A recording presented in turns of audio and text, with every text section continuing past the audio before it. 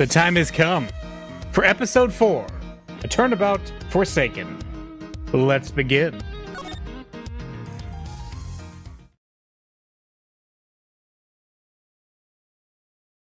Episode 4, a Turnabout Forsaken. I hereby call this meeting to order. The committee is gathered here in the sight of the goddess to pass fair and frank judgment. The purposes of this hearing is to assess the professional competency of Mr. Miles Edgeworth.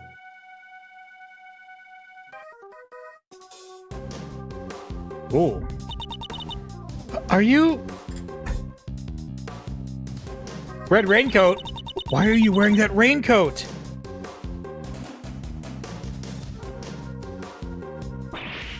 No!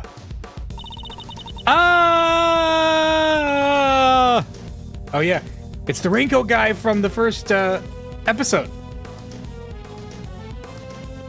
Fresh from Deadly Premonition. It's KOK. April 5th, 1:23 p.m. High Prosecutor's Office. Room 1202.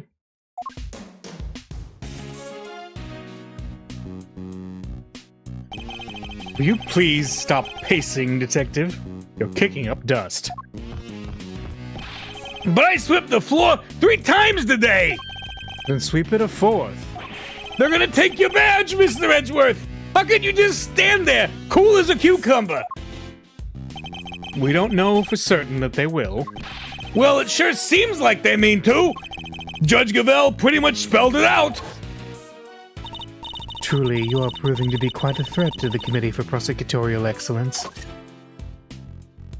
As such, you give me little choice but to report back on your continued transgressions. No doubt you will be called to appear before the committee in due course. She said that I would be called to appear before the committee. Nothing more. Well, I don't care! I won't stand for it! What if we never get to work together again? I'd have thought you would welcome the prospect, Detective. After all, it would mean you could work with someone less problematic. Don't say that, sir. I've never heard anyone except that stupid committee say you're problematic. You're not just looking for an excuse, are you? To become a defense attorney, I mean? Because I won't let you! You prosecutor Miles Edgeworth! Prosecutor, you hear? To become a defense attorney, huh? The circumstances of my father's death set me on the path to becoming a prosecutor. Huh. This game was actually called The Prosecutor's Path when it was fan-translated. But I'd only been interested in the law to begin with, thanks to my father as well, and his work as a defense attorney. Are you gonna keep fighting crime as a prosecutor, or help people as an attorney? Something tells me you've got a big decision ahead of you. Only one you can answer. Are you listening, Mr. Edgeworth? I said I won't let you do this! Really, Detective? There's no need to be so dramatic. Who knows? The next prosecutor you work with might be a little more lenient with your salary assessments. Really?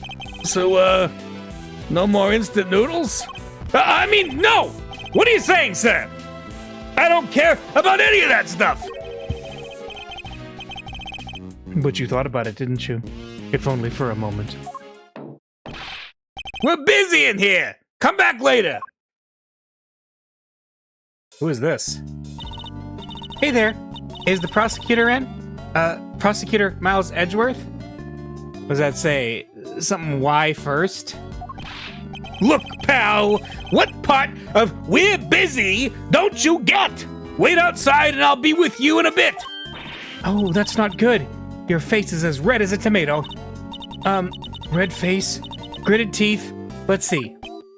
Yeah, I said we're busy. Wait, that's it! Stomach cramps, right? No need to worry. It's nothing an injection can't cure. Now roll up your sleeve for me. It won't hurt much. No thanks, pal. I'm, as healthy as can be. And who might you be? Oh, sorry, I totally forgot to introduce myself, huh? The name's Needler. Florence Needler. Okay. I'm a nurse at Hertz Hospital. Hertz? Well, not the Hottie Clinic?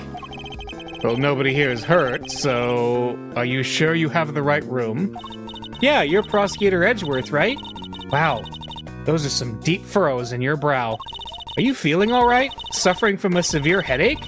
I could give you an injection that'll... I'll be fine, thank you. Could you please just tell us what you're doing here? Huh? Oh, sure. Well, it's like this. I brought somebody to see you. Wait right there. I'll go grab her. Wait! Too late. I wonder who she brought along. If she's here from a hospital, maybe it's a patient. Someone you cut down to size with your trademark rapier wit. And what exactly is that supposed to mean? See? That right there, sir. When you glare at me like that, I lose the will to live. You don't want to send me to the hospital, do you? Surely he's exaggerating. After all, that's the look I always give him. Nothing's happened so far.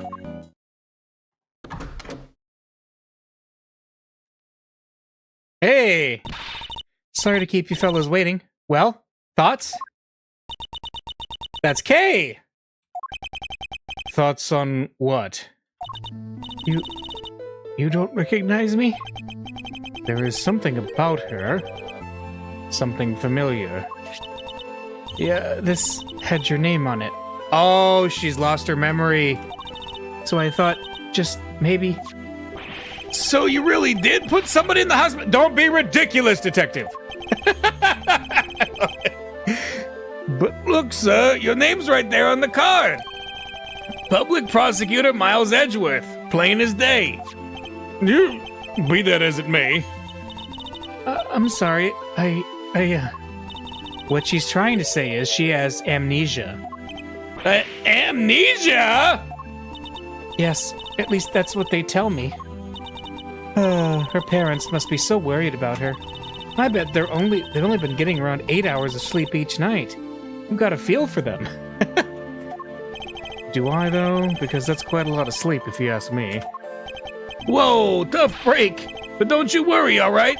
Since you had his card, that means you really must know Mr. Edgeworth somehow. So just sit back and we'll take it from here. Right, sir? At the very least, we might be able to help you figure out your identity. Really? Will you? It's going to come down to what you remember, but yes. Now that's the Mr. Edgeworth I know. Don't worry, miss. You're as good as healed. Let's not get carried away here, detective. I'm a prosecutor, remember? Not a miracle worker. First, do you recognize this badge? I'm sorry. I don't remember you well enough to accept a gift like that just yet. That's all right. I wasn't offering it to you anyway. Oh, okay. Who are you? Where do we even start? So, do you remember your name, miss? I'm sorry. She's been like this since she came in yesterday. So she's only been in the hospital for a day. No, wait! That's amazing! How did you figure it out so fast? How can one person be so emotionally draining? They found her wandering around late last night and brought her in. I wanted to help out, so I went through her stuff to see what I could find. And did you find anything apart from my business card? Nothing with her name or home address. Oh, wait a second. She was wearing this. It's a pretty unique design, right? Oh, yep, there it is. This pin. What the heck? That Yanagarasu pin! Does that mean... But it can't be! Kay, is it really you? Kay? Yatakarasu pin. Oh boy. Can we present the pen? You like pins, huh, Mr. Edgeworth? Not particularly, no. Still, you always seem to have one on you. It's a part of the job, I'm afraid. And this one is also a piece of evidence. Oh, so you carry things you don't like around as a form of willpower training? That's not it at all. Your name. It's you, isn't it, Kay? Kay? Come on, Kay! You really don't remember? Look, it's me, Gummy! That's what you always call me! Gummy? But you're an adult. That's so rude. I don't really call you that, do I? I'm so sorry. I can't believe I feel so guilty now. What the heck happened to you? I've never seen you so polite. Being polite and sensitive is just not... Where's the Kay I know? You're nothing like her. Careful, Detective. We wouldn't want her to get the wrong impression. You make it sound as if Kay isn't normally a polite or sensitive soul. Not that he's wrong exactly, but... So what kind of person was I before? Well, first of all, your name is Kay Faraday. You're bright and fun and full of energy. And, oh yeah, you're a great thief. A great thief? There's a little more to it than that, but yes. Thieves generally steal other people's valuables from their dressers or vaults, and... Steal? But that must be so awful for the people I took things from. Oh gosh, I'm so sorry. I didn't know I was a criminal. Maybe I lost my memory as some sort of punishment. No, that's not what I meant at all. I don't think that did her much good, sir. But it sure explains one thing. Look at these gloves. They're just the kind a person like that would wear. Well, why didn't you show us her outfit in the first place? Hey, that outfit! It's what she was wearing when they found her. But we had to get her to change out of it and put on hospital clothes, so that's why I have them. There's something on this part here. Could it have something to do with how Kay lost her memory? I'll send the outfit over to forensics later and see what they can figure out. Please do, Detective. Boy, they really are some thievy clothes, huh? I'm a criminal? You may be a great thief, but you never committed a crime in your life. Rest assured, you are no criminal. If you say so. Perhaps we'd better leave it there for now. Memory loss. I'm sorry. I wish I could remember who you are. How do we know each other exactly? Well, that is... how do I put it into words? You're Prosecutor Edgeworth's assistant. I am? So a prosecutor is the head of some sort of great thief network, then? No, not quite. We last saw Kay 2 days ago. Perhaps we should try to figure out what she's been doing since then. Was the pin the only item on a person when you received her, Nurse Needler? There were a few other things, but I doubt any of it will be of much use to you. I'll be the judge of that. Could you please show them to us? Well, all right then.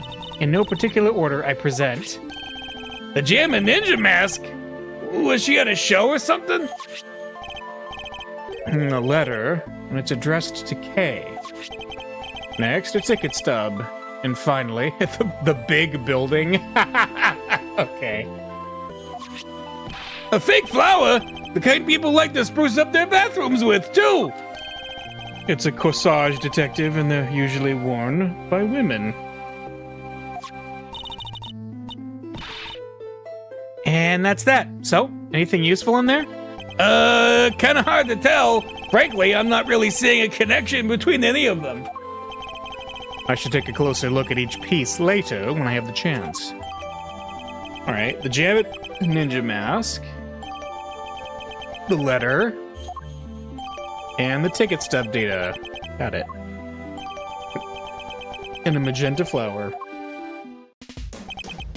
Oh, this is bad. How do we get Kay's memory back? We can't just let her stay like this forever. Calm down, Detective. I have an idea. You do? I knew you'd come to the rescue, sir. So what is it? Look closely at the ticket stub. Oh, it's for the viewing platform at the top of the big building. The big building? You know the place? I just love the name. Everybody knows it's silly. It's the hottest date spot in town. They say that if a couple holds hands while they're up there, they'll stay together forever. This is yesterday's date, and the ticket is only valid on the date specified. Plus, it's a stub. That means she used it, right? I think it's a distinct possibility. Well, shall we go see what we can find? Now? Just like that? The only way to figure out how Kay lost her memory is to retrace her steps. But what about your thing with the committee? It's not for a little while yet. We have time. Great, so can I leave Kay with you? That would be for the best, but you don't mind, do you, Kay? Oh, of course not. Thank you. Alrighty then, back to work I go. If you need anything, feel free to give me a holler at Hertz Hospital, okay?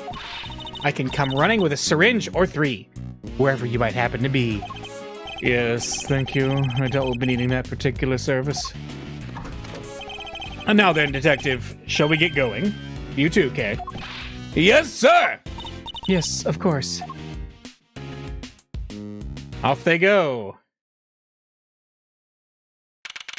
April 5th, big building, plaza. So according to this pamphlet, the big building's 50 stories high. It's all offices inside, so the viewing platform up top is the only part that's open to the public. Here, this one's for you, sir. They were handing them out for free in the ticket area. How very kind of you, Detective. Big building, pamphlet data jotted down in my organizer. Cool. All right, I think it's time we headed inside. Look out, the big building, it's about to fall. Whoa.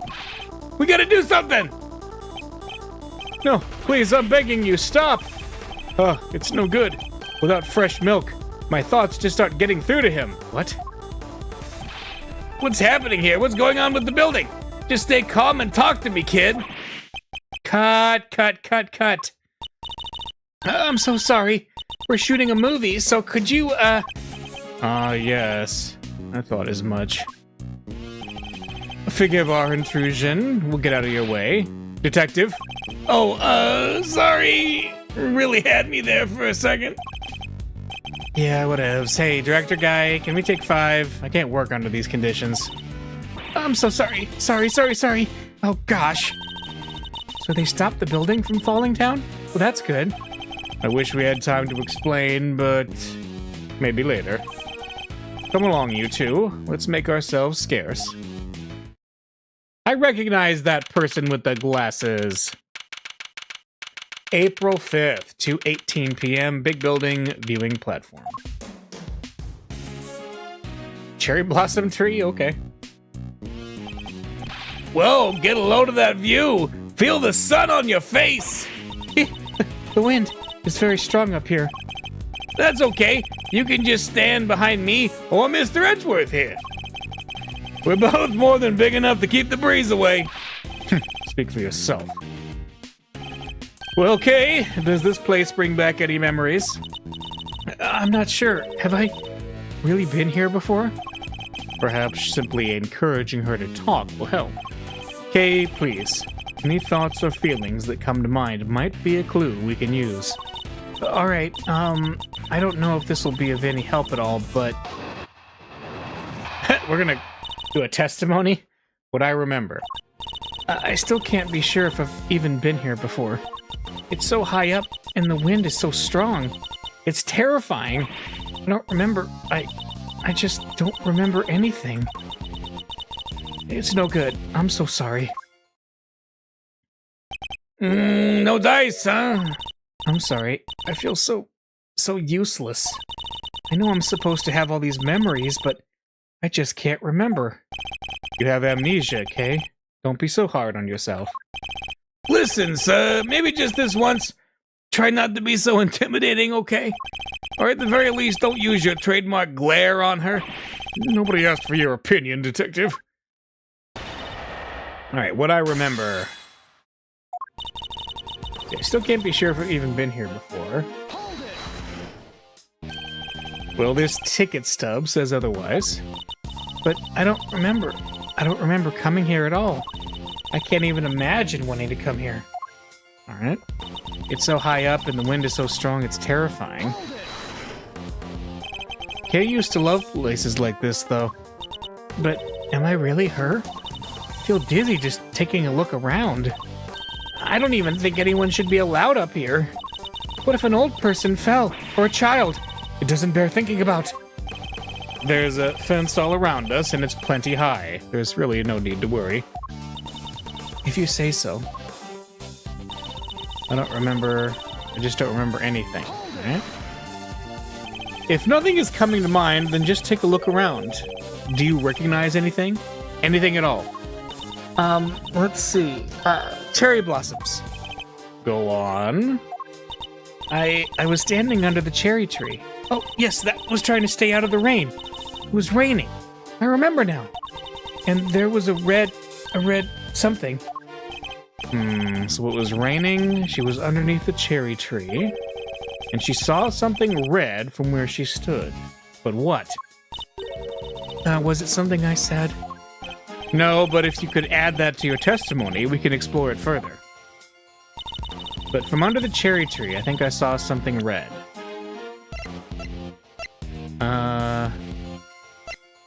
What does this say? Don't worry, I'll make sure you get your precious thing back. From Rosie. Okay. Interesting. Huh, your precious thing, huh? Alright, viewing platform, tree, stand, okay. Well, let's press on this one some more. This something red. Can you tell me any more about it? I'm not sure. It was just a red thing. That's all I can say. What can we see nearby that's red? Was it the concession stand over there, perhaps? Stand? A red concession stand? Yes, I think that was it. Somebody was walking toward me from beyond it. And then what happened? Then, I'm sorry.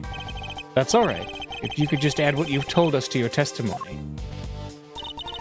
And that there was someone walking toward me from beyond the concession stand.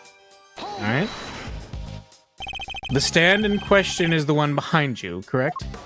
That's right. I remember the red color and the person walking toward me from beyond it. I saw it all from under the cherry tree.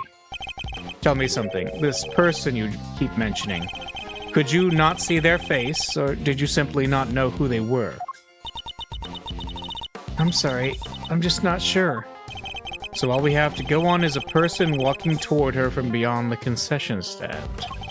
And the fact that she saw this from beneath the cherry tree. Alright. Walking toward me from beyond the wait a minute. Hang on a second. The stand? If they were walking, they'd be on air. There's a contradiction there.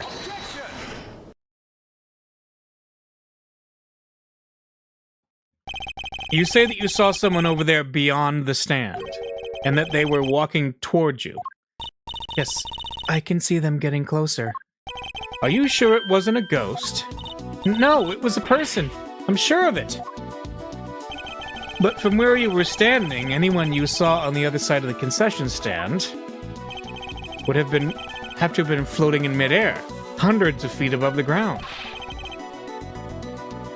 So, how on earth could it have been a person? In before this person walking towards her looked like an artist and a children's book author. Yes, and potentially a Santa Claus. Yeah. I'm wondering. I'm not lying, I promise. Somebody read the stand, somebody read, and they were on the other side. They were walking toward me, getting closer and closer. And then they,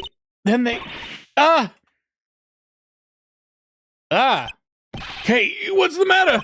You're all right. We're here. Whatever it is, it can't hurt you. I was pushed and I fell by a person in a red raincoat. A person in a red raincoat who could walk on air, and who supposedly pushed her off of the building. None of this makes any sense, not the least of which nobody could fall from this height and survive. Yeah, what happened?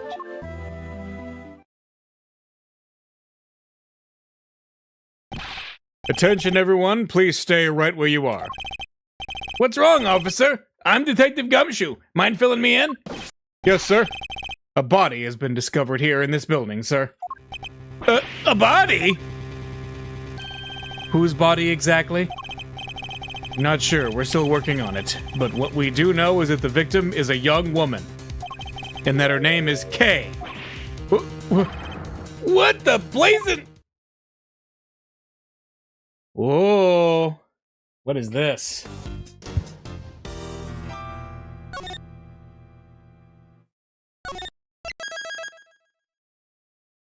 Interesting start so far with Amnesia K. April 5th, 2:36 p.m.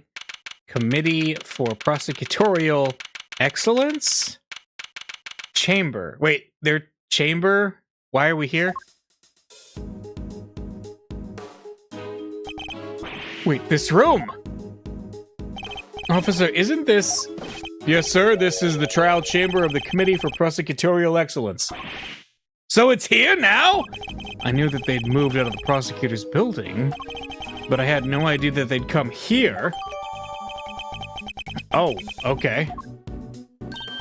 Oh, Mr. Edgeworth, and Kay too.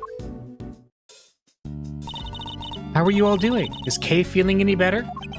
We heard there was some kind of incident. I'm sorry, but who might this be? This is my grandma. Hold on one second. Name's Hilda Hertz, Sonny. And who the heck might you be? It's a pleasure to meet you. Prosecutor Miles Edgeworth, at your service.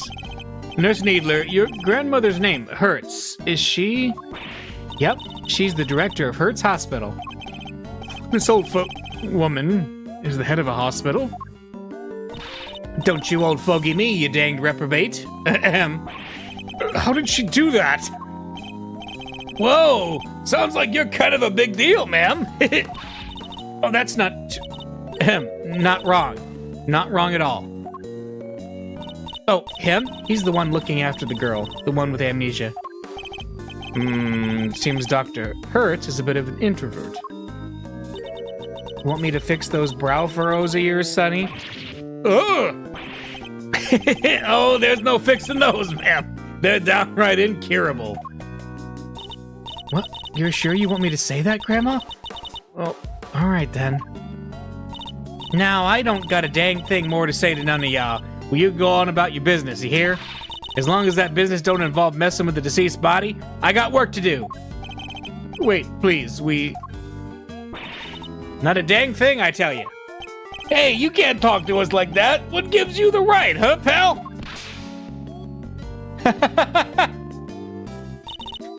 Didn't I mention? Grandma's also a coroner. She's in charge of this case, which means... Ouch! Which means exactly that. What do you mean, exactly what? How am I supposed to know? She said it, not me.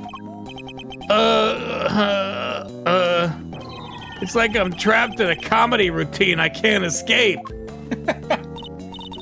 Well, we've got a body to be looking at. Catch you later, gang, and take care. What the heck is their deal? What does it matter as long as we have permission to investigate? What does it matter? It matters a bunch, sir. What will you do now, Mr. Edgeworth? Examine the scene of the crime, of course. What kind of prosecutor would I be if I didn't? All right, let's get to work. That person over there is called Kay, right? Surely that means I can't be the Kay you know. That's what we're looking to figure out, but don't worry. You're the Kay we know. I'm certain of it. Thanks. The Kay who lost her memory, and a victim who shares her name. Both meeting their respective fates here at the big building. No doubt this case will be the key to restoring our Kay's memories. I'd stake my life on it. Begin investigation. Alright. Talk to this guy. Officer, tell me about the security arrangements for this room. Yes, sir. You need a special key card to enter, sir. Interesting. So not just anybody can enter. Alright. In which case, the person who discovered the body would have been... Yes, sir. A member of the committee. They found it when they arrived for today's hearing. The hearing. My hearing. Which would be underway right now if it wasn't for this. Yeah, that's weird. Here's the bloodstain. It's a statue of the goddess of justice. You sure know your stuff, sir. So, does she dole out blessings or what? She's not that kind of goddess, Detective. She's a symbol of the sanctity of the law. The scales represent justice, the sword retribution, and the blindfold shows her impartiality. I must scour the sea and inspect anything that catches my attention, including suspicious nooks and crannies. There's a pool of blood here at the foot of the statue.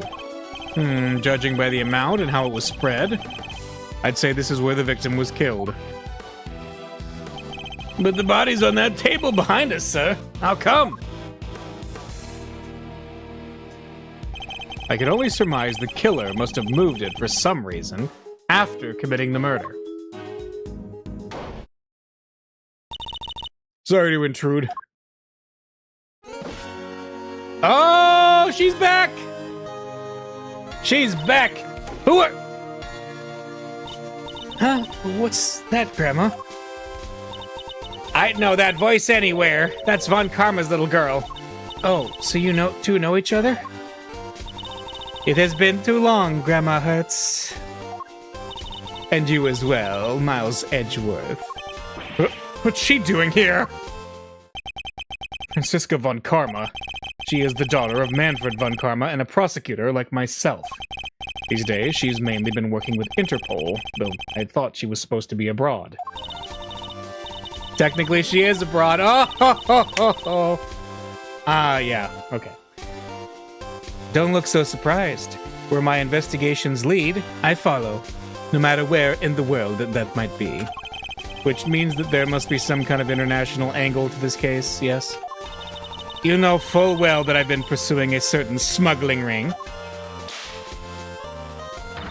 And that I won't rest until it has been destroyed and its ill-gotten goods recovered. So the smuggling ring is involved then? That information is to be shared on a need-to-know basis. And you don't need to know.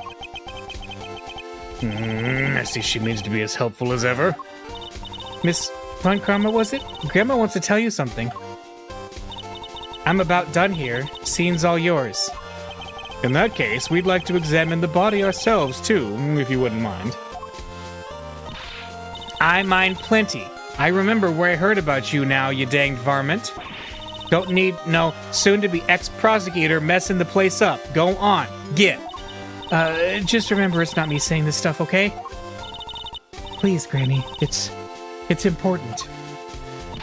Who you calling a granny, little missy? I'm sorry. I didn't mean to offend you. This is going nowhere. I didn't want to have to do this, but... Franziska, I need you to add us to this investigation. We have to see that body up close, or we'll never learn the truth about what happened to Kay. As in... Kay Faraday? Please! You gotta help us out here! Kay needs us! I don't know what you're up to, but... Very well.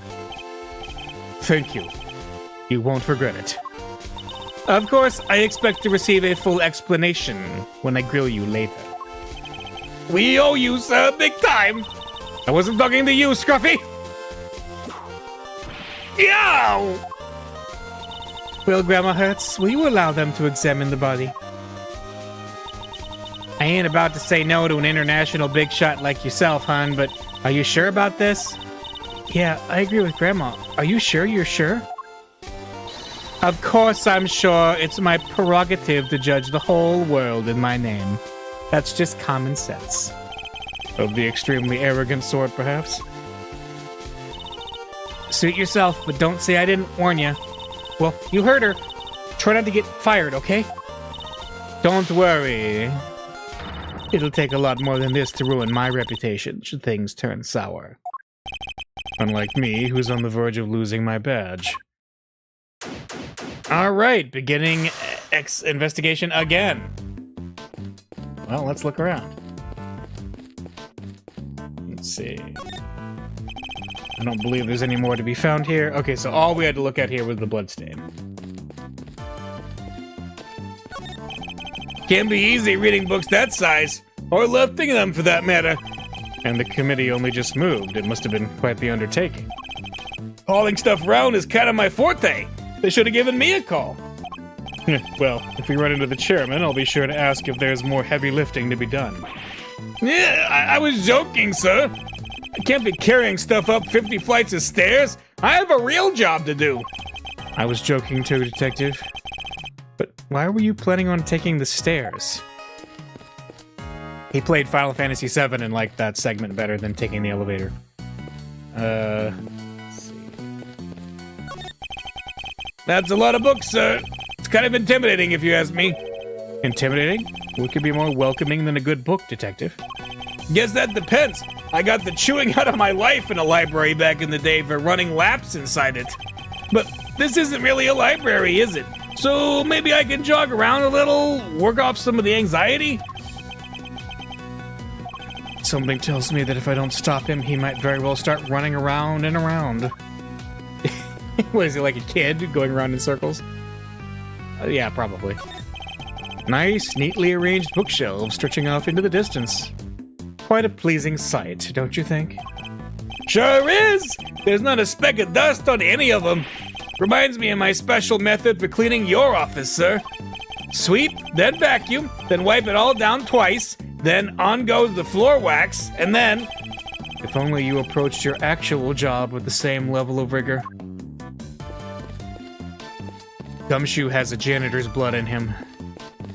Alright, well, let's look at the body. Well, one thing's for certain. This isn't Kay. She doesn't even look like her. I think we knew that already, Detective.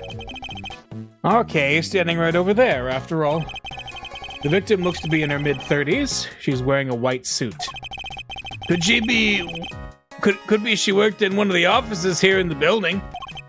Perhaps, but for now, she remains unidentified. The question is, why did the police seem to think her name was Kay? I must scour the scene and inspect anything that catches my attention. Is it the fact that this notebook says Promises Kay? Wait, is this her... the promises from her father? This book? What the... That's Kay's promise notebook! It's where she wrote down all the promises she made to her dad. Haven't seen this in a while. Indeed. Yep, Kay's promises to Daddy. A book of vows made by a child to her father. But what exactly is it doing here? Oh, I just remembered something Detective Bad told me a few years back. He said something precious to Kay had disappeared from the station. What? Evidence went missing from police custody? Detective Bad said he looked for it everywhere, but no dice. What could this mean? And why did it turn up here, of all places? You there. What do we know about this notebook, officer? The victim was holding it when they found her, sir. It was the only thing with any kind of name on it at the time. So that's how she became Kay. Talk about a red herring. Still doesn't explain how she ended up with it, though. If only we had a few more leads on the victim's true identity. Well, let's see. There's this, I think, is the murder weapon. You think this could be the murder weapon? A 3-armed candelabrum. The victim suffered the same number of puncture wounds to the chest. Puncture wounds that could well have been made by these spikes. A candle album? Not quite, Detective. A candelabrum, a candle holder, in other words. Oh, I gotcha. That reminds me. I forgot to pay my electricity bill once a while back, and I had to live by candlelight for a whole month. Who does that in this day and age? A 3-armed candelabrum. Alright, got it. What's the key card you got there? It seems she suffered a serious burn to her hand at some point. You think it has something to do with how she died? No, this scar's too old for that. I would imagine it happened some time ago. She's holding something. Detective, could you open her hand for me? Yes, sir. Right away. What is that? Wait, I know. It's a loyalty card. Probably from a store. Ouch! It's a key card. Why, sir? Why? The question we should be asking is, what does it open? Probably this room. And, oh. There's something pinned to the jacket here. A piece of magenta fabric. Whatever it was, it looks like it was torn off pretty roughly. You mean... could this be related to the evidence somehow? I'm glad the dude showed right up. Boom! Judging by its appearance, I'd say that the flower Kay was carrying originally belonged to the victim. Yeah, now that you mention it, it does look like it's made out of the same fabric. Indeed. Let's make a closer comparison. The torn edges match up exactly. You got one heck of an eye, sir. Magenta flower data updated in my organizer. Cool. If the flower belonged to the victim, this implies a connection between the victim and Kay Faraday. Furthermore, it appears that the flower was torn off with considerable force. Kay Faraday was involved in the incident somehow, and based on what we're seeing here, we may have no choice but to treat her as our main suspect. What? But there's no way she could have done this. I can't even begin to imagine it.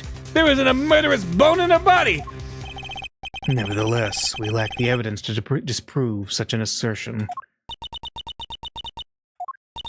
For the moment, we're simply considering all the possibilities. Isn't that right, Miles Edgeworth? For better or worse, yes. Alright. A pure white jacket with a deep red stain on its lapel. This jacket. The buttons are on the wearer's right-hand side. What's so weird about that? Buttons always go on the right, no? Not on women's clothing. Traditionally, the buttons would be on the left. Like I always say, sir, you sure know your stuff. This is common knowledge, Detective. Nothing else seems amiss. Wait, what's this in the pocket? A pair of gloves, also white. They don't seem to be soiled in any way. I imagine they must have belonged to the victim. Alright, she's got gloves, but she wasn't wearing them because her hand is bloody and her other hand is burnt. Like a riding jacket, you know, almost like quasi, because she's got like the big boots and stuff. It's odd. We got the notebook, we got the deduction, we got the key code, we got the candelabra. Let's look at the face. The victim's hair is caked with blood. Looks like she was hit with something, huh? Unfortunately, it's too early to say for certain. Perhaps an answer will turn up as we investigate further. Alright, is that everything then? I think it's time for some deducing pretty soon here. Or for some logicking. Let's talk to Francisca, though. Yes? What is it? Look at my badge. I'd like you to take a look at this, Francisca. Fine. What am I looking at? My prosecutor's badge. And I just wanted to show it to you, that's all. No! Ah, good. So you do still feel pain. And what's that supposed to mean? I just wanted to make sure you hadn't foolishly gone and lost all brain function yet. That's just so childish from Edgeworth's part. I love it. What about the Atagrasu then? Miles Edgeworth, you might have plenty of time on your hands, but I'm a busy woman. I don't have the time to look over every piece of garbage you thrust in front of me. Now put it away and consider the evidence in your possession more carefully before bothering me again. She's every bit as unforgiving as ever, I see. Alright. What about the letter? Nope, she doesn't have anything to say about the letter. That's too bad. Alright, notice anything? A murder in the trial chamber of the Committee for Prosecutorial Excellence. This is serious. I did you the favor of allowing you to investigate further. I'll be expecting results. And you'll get them. Would I still be here if I didn't think I could deliver? Come to think of it. Why were you here in the first place? So she doesn't know I was summoned before the committee. That's a long story. Longer than the nighttime. And deeper than the sea. How about we save Mr. Edgeworth the trouble and I'll tell you myself? On second thought, I don't care why you're here. What's important is that we solve the case in front of us. Agreed? Wholeheartedly. Wait, but you were the one who asked in the first place, sir! What's that saying again? Whip first, think later? But can't you make it the other way just for me? I did like how Gumshoe was waxing poetic for a second there. It's a deeper than the sea subject. What are you doing here, Francisca? I thought you were working abroad on something with Interpol. Wouldn't you like to know? But that's top secret, and I have neither the need nor the obligation to tell you. I thought she'd say as much. Anyway, never mind that. Where's the prosecutor in charge of this case? Not that I know who's been assigned, but I was hoping they'd take care of the legwork for me. Is it Winter? I really hope it is. Yet they haven't even bothered to show up. What in the world could they be doing? Ouch! I'm not the prosecutor's keeper, sir! It's hardly fair to whip people who don't deserve it, Francisca. What use is a whip if you don't use it, And who better to use it on than anybody who isn't giving 110%? I may not know who's been assigned yet either, but I 110% feel for them already. You and Dr. Hertz. I couldn't help but notice that you seem to be acquainted with Dr. Hertz.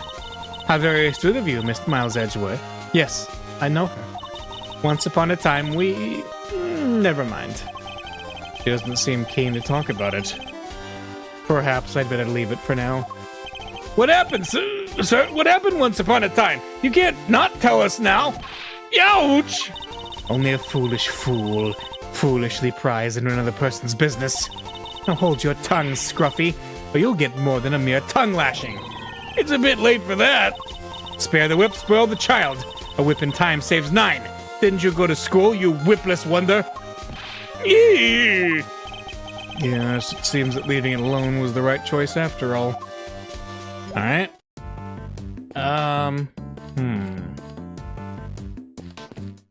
What else we got? How is the investigation going, officer? Great, sir.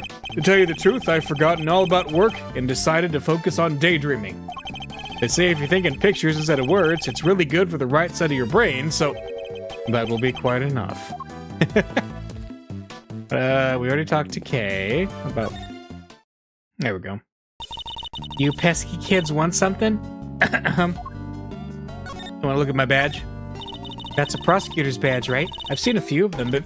Ouch! Quit flashing that badge around in front of me, you no-good soon-to-be ex-prosecutor.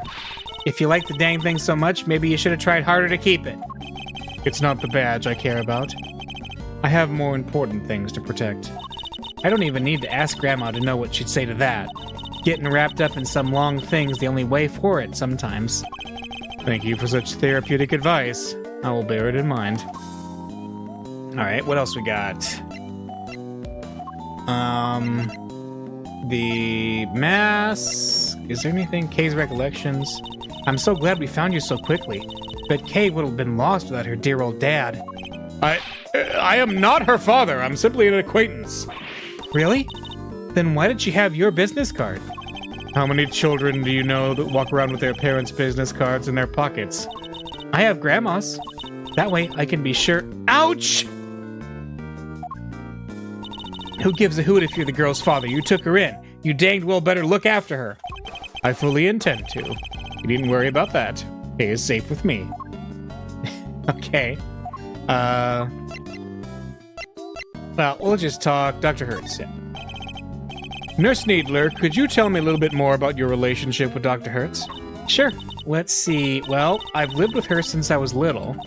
If I got lost while I was out playing, she'd come looking for me till the sun went down. If I fell over and grazed my knee, she'd watch over me till I found the strength to pick myself up. That's quite the heartwarming tale. A very classic grandmother-grandchild relationship. And once I became a nurse, if I stuck a needle in the wrong place, she'd say, "Not there, you bonehead! There!" And then she'd pull it right out and ouch! Ouch! I felt that, pal. Can we stop talking about needles now? Anyway, so yeah, I can do any kind of nursing thing I need for Grandma now. Thank you. That was a very thorough answer indeed. Even if the story didn't end on a heartwarming note, it's nice they share such a close bond, I suppose. Examining the body. You must be the best coroner in town, Dr. Hertz. I'll bet you can spot a cause of death in seconds and get it right every time, huh? What do you know about coronerin, you big galoot? You don't know the first dang thing. Ouch. You'll have to forgive the detective, Dr. Hertz. I'll make sure he learns not to say such presumptuous things. As if I care. You shut your pie hole and listen, Mr. Smarty Pants. Spotting a cause of death correctly in seconds is my bread and butter. Which is why the one thing that gets my goat worse than anything is folks getting in my danged way. I think that's all she wanted to say. Satisfied? Absolutely. Thank you very much. All we want to do is examine the body for clues. We'll do our best to stay out of your way. I imagine it's because of how seriously she takes her work that she reacts so colorfully to us. Hertz Hospital. Hertz Hospital is the finest medical institution in the land. It would have to be with Grandma in charge. How about it? You look like you could use some R&R. You sure do, and you're in luck. We got us an empty suite or two with fancy hot tubs and all right now. Thank you, but as you can see, we're in perfectly fine health. We won't be needing a room at the hospital. Yup, fit as fiddles and strong as oxes. That's our motto, right, sir? It may be yours, Detective, but I'd like to think I have a little more going for me than that. That doesn't matter. Hertz Hospital welcomes the hale and hearty, too. Our healthy, so what, stay anyway campaign is in full swing and going great. Wait, what? So they just, what is it, a hotel now? Not sick or injured? That's nice. Your room is half the price. Nothing on earth could convince me to spend a night in the hospital for pleasure. This is a one-time offer, you know, so how about it? Come stay at the happiest hospital in town.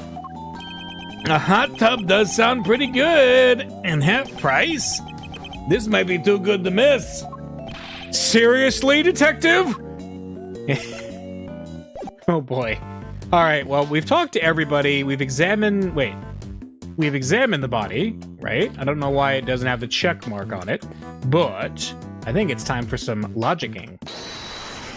Which we have a pretty obvious one, room security, and the key card.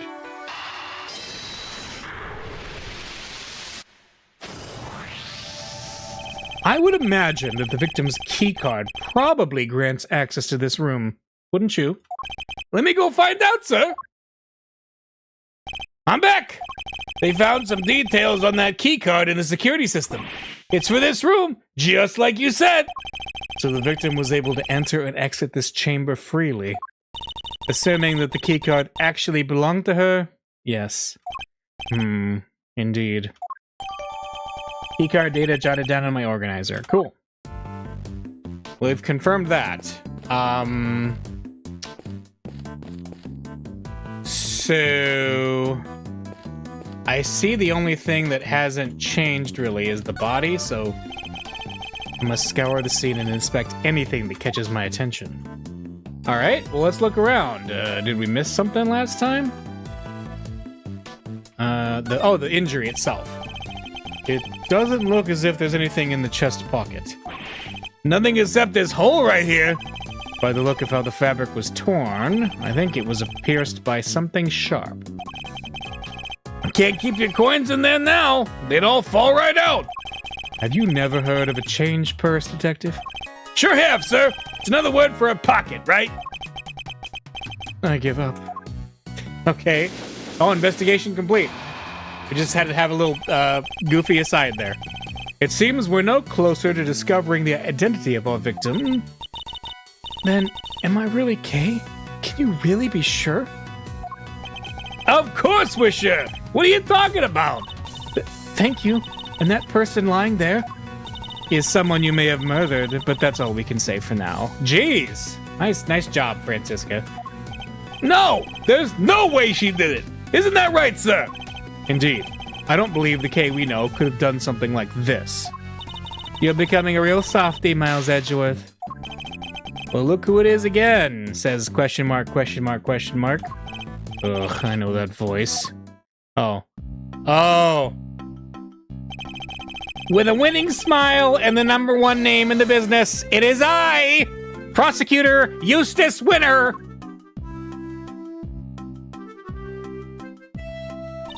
Please forgive the intrusion. Step away from that body, Edgeworth! I didn't call for you, and I don't need you. This case is mine. It's what the victim would have wanted. You knew the victim? So it really is her. But be not afraid, everyone, for the goddess of justice will guide us to the truth. She sure will. Now that I'm here, everything is gonna be all right. Whoever did this will live to regret it. I'll show them. Eee! Miles Edgeworth, who is this imbecile? Why am I getting the death glare? I've got nothing to do with him. Francisca von Karma, I presume. My apologies. I should have introduced myself sooner. Verity Gavel, at your service. And the deceased in this case is... Rosie Ringer, attorney at law, and a member of the Committee for Prosecutorial Excellence. I see. That would explain the key card. So you're the lead prosecutor? Yep, which means this case will be solved in... Ah! You didn't tell me your name yet, little boy. If you want to know my name, all you have to do is... Ow! Stop babbling and tell me. Now. It's Eustace. Eustace Winner. I think we've established where the balance of power lies in this particular room. Mr. Guy in charge? Here, this is from Grandma. What's this? Oh, the preliminary findings. Hey, looks like it's game over for you, Edgeworth. This isn't a game, Mr. Winner. All right, that's me done. See you next stuff. Yeah, home time. I could murder a bowl of noodles right about now. We're out of here, everybody. Stay healthy. I hope they come back. That is an interesting dynamic. Let's see. So the wound on her head is from when she fell over after she died? Eustace. It was the candle holder that killed her, huh? And she died sometime late last night. What now, Gavel? It's very kind of you to share the coroner's findings with everybody, Eustace. But perhaps you should leave it there. We wouldn't want you to strain your voice, after all. No, that would be a tragedy. Coroner's finding data. Okay. So we didn't get the whole report because she shut him down. Anyway, that settles it. We need to arrest Kay Faraday. What? What the heck are you talking about? I think Eustace's meaning was very clear. Miss Faraday is the murderer.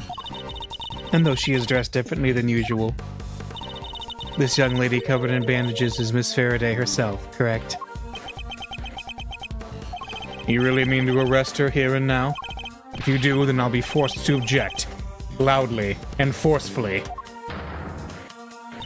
And as if further confirmation were needed, there it is. The committee was right to call your conduct into question. It is questionable in the extreme. Please, Mr. Edgeworth, just go. It's fine. Fine? This is anything but fine, Carrie! I still don't remember anything. So maybe I did do it. Maybe I killed that poor woman. And I just don't remember.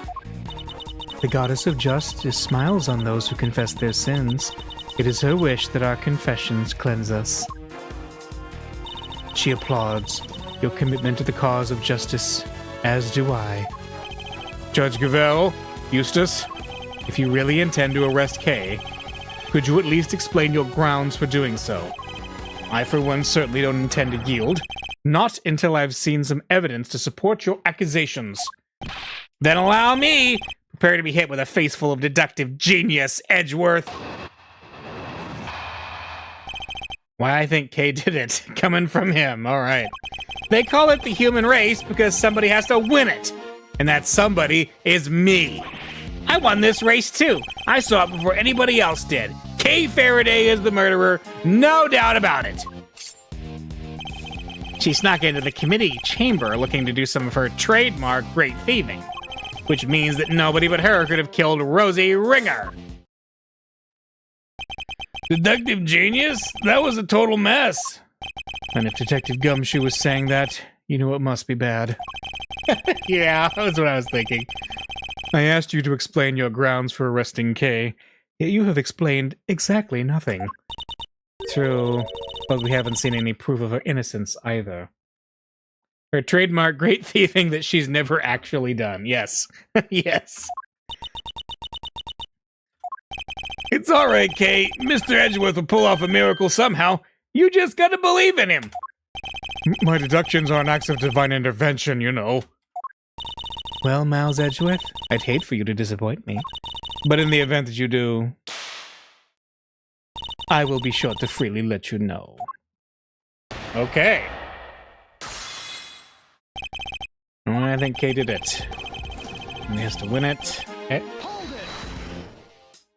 There are two major flaws with the statement you just made. Flaws in a statement of mine? I don't make mistakes. It's literally impossible. And that's a third flaw right there.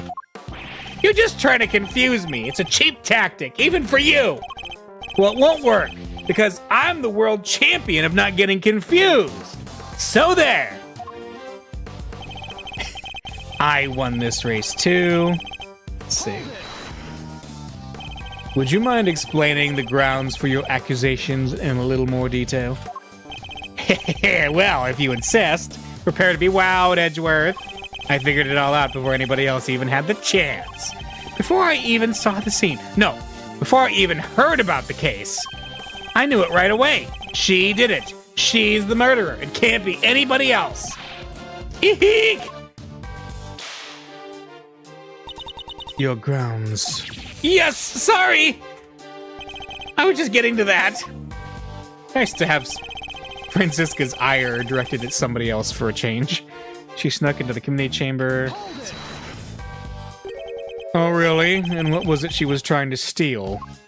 Well, a file. A very particular file. One pertaining to your professional conduct, in fact, Mr. Edgeworth. And you can prove that she needed this file badly enough to steal it. Oh, there'll be no need to go into that. Will there, Mr. Prosecutor? No, that, won't be necessary. Please, Mr. Winner, continue. Oh, that's cold. That's cold and dirty. Nobody could have her, could have killed her. And you have proof that it could only have been Kay who committed the murder?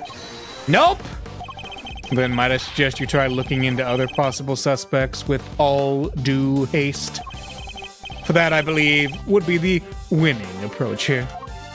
The winning approach? According to the reports we've received, the police have found no sign of anyone else's involvement. So you're accusing Kay based on that alone? A little tenuous, even for you. And suggesting that there are other possible suspects when there clearly aren't, isn't? Ugh, if only I had something that could prove Kay didn't do it. This is obviously a setup, plain and simple. You don't have to... It's all right, Kay. The truth will come out, I promise. I just need you to give me some time. Okay. Kay isn't capable of murder. There's no way she killed Miss Ringer. But I have to prove that someone else, somehow, or she'll remain a suspect. All right, I'll call it the... I'm thinking that nobody but her could have killed Rosie Ringer.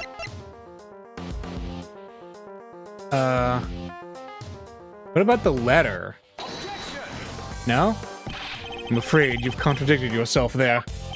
What? Is that true, Gavel? Of course not, Eustace. The only contradiction I see are in Mr. Edgeworth's own baseless claims. Ha!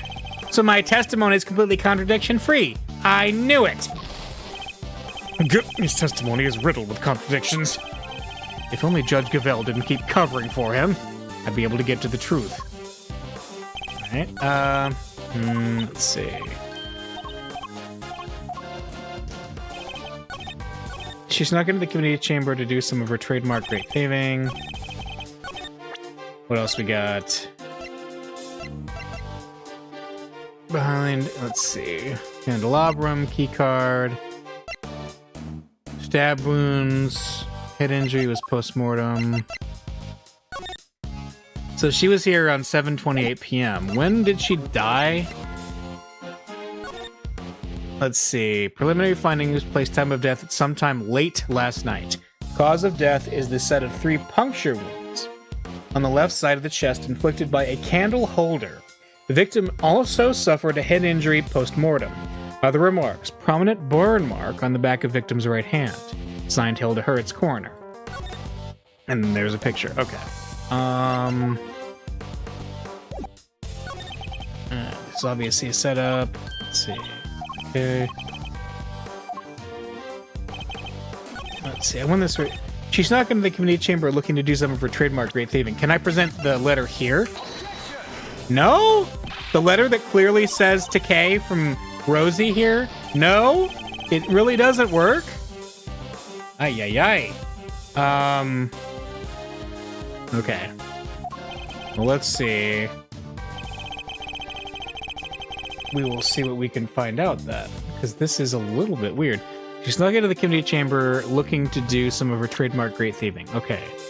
Let's consider our possible...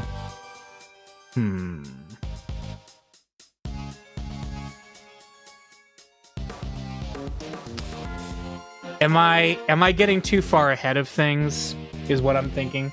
Because, like... Okay. What else do we know? We know that... we got the big building.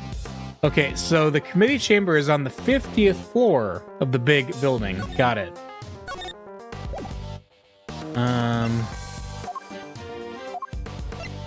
He remembers...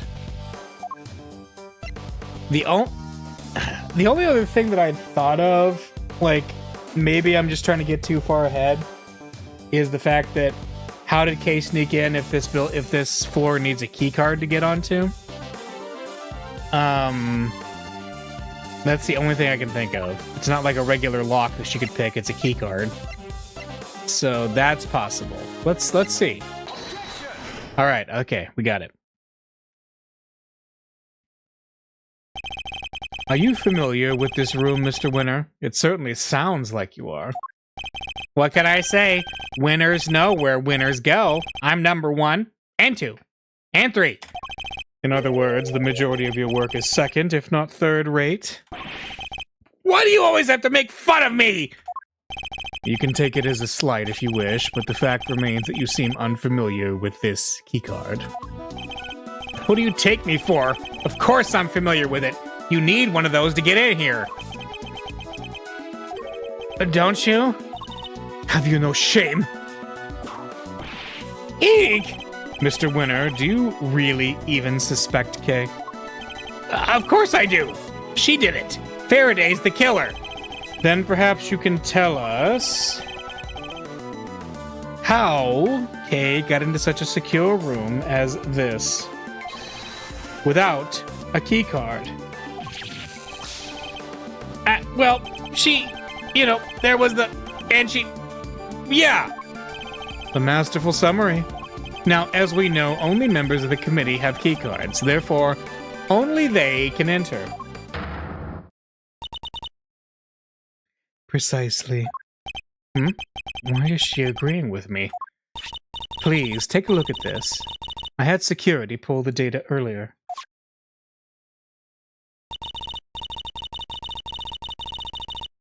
As you can see, the door to this room was opened at 12:52 a.m. with Miss Ringer's keycard. Keycard record data jotted down in my organizer. Okay. We cannot know for certain, of course, but who's to say the culprit didn't enter the room with Miss Ringer and then kill her over some sort of subsequent disagreement? It's certainly a plausible theory, but that's all it is.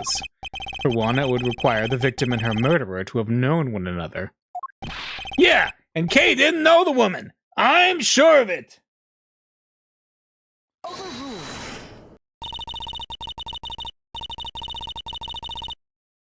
How can you possibly be sure of such a thing? That's pure speculation on your part, Detective. There is no place for guesswork in the courtroom or at a crime scene. Hard evidence is what's required.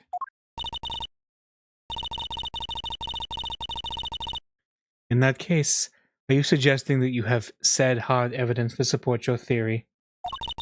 Evidence that Kay Faraday and Rosie Ringer knew one another. But of course... What? I have here a letter. Ah! Dr. Hertz found it in the victim's chest pocket. Hey, we didn't hear about this.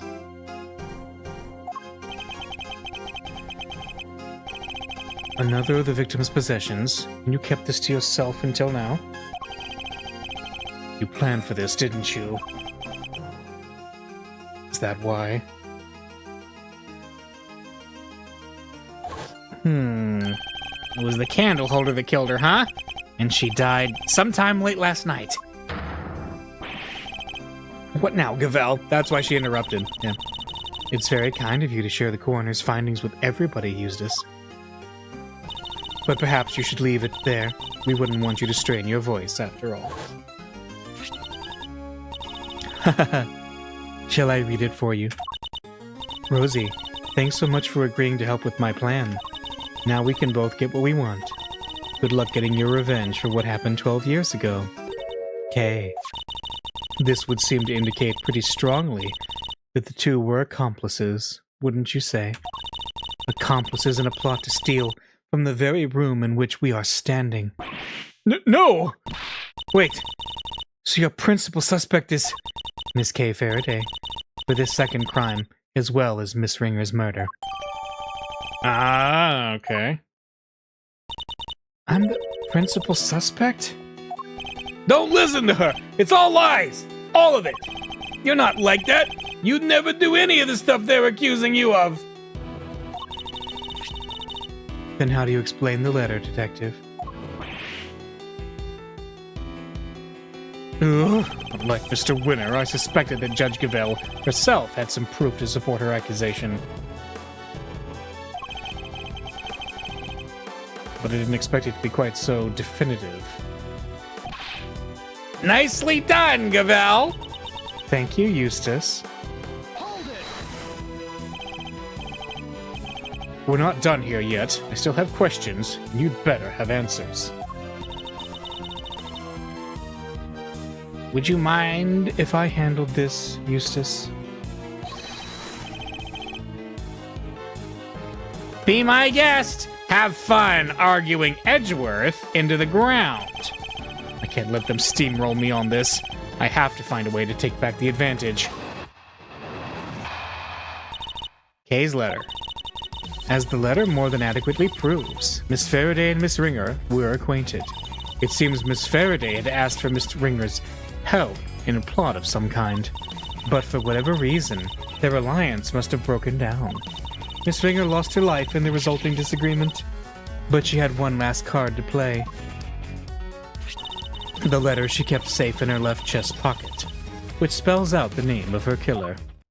Well, we've got the,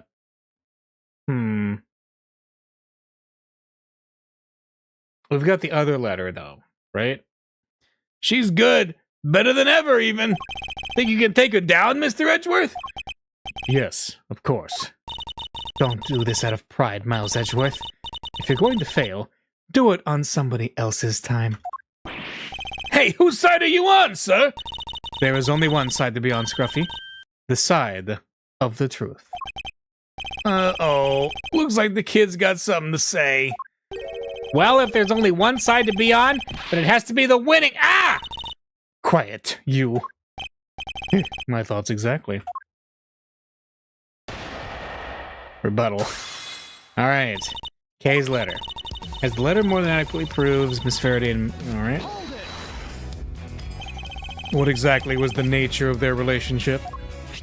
Miss Faraday was grateful for Miss Ringer's cooperation, just as the letter says. I think that more than adequately describes it, don't you? Now, as I was saying, it seems Miss Faraday had asked for Miss Ringer's help in a plot of some kind, but for whatever reason, their alliance must have broken down. Miss Ringer lost her life in the resulting disagreement, but she had one last card to play. The letter she kept safe in her left chest pocket, which spells out the name of her killer. I can't imagine Kay writing a letter like that. But unless we can get more out of Judge Gavel, I don't think we'll be able to prove that she didn't.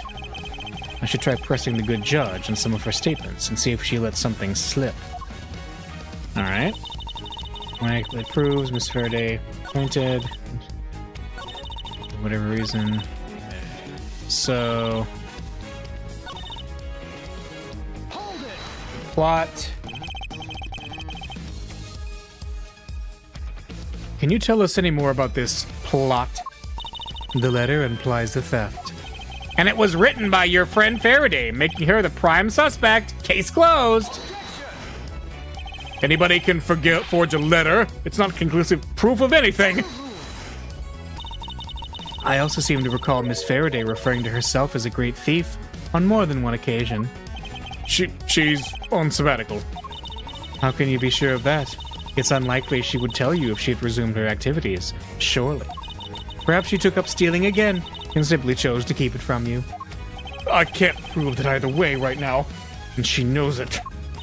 As I was saying, it seems Miss Faraday and Miss Ringer were involved in a plot to steal something. Francisca in a more fancy way. Yes, the sea sponge, yes. But for whatever reason, their alliance must have broken down.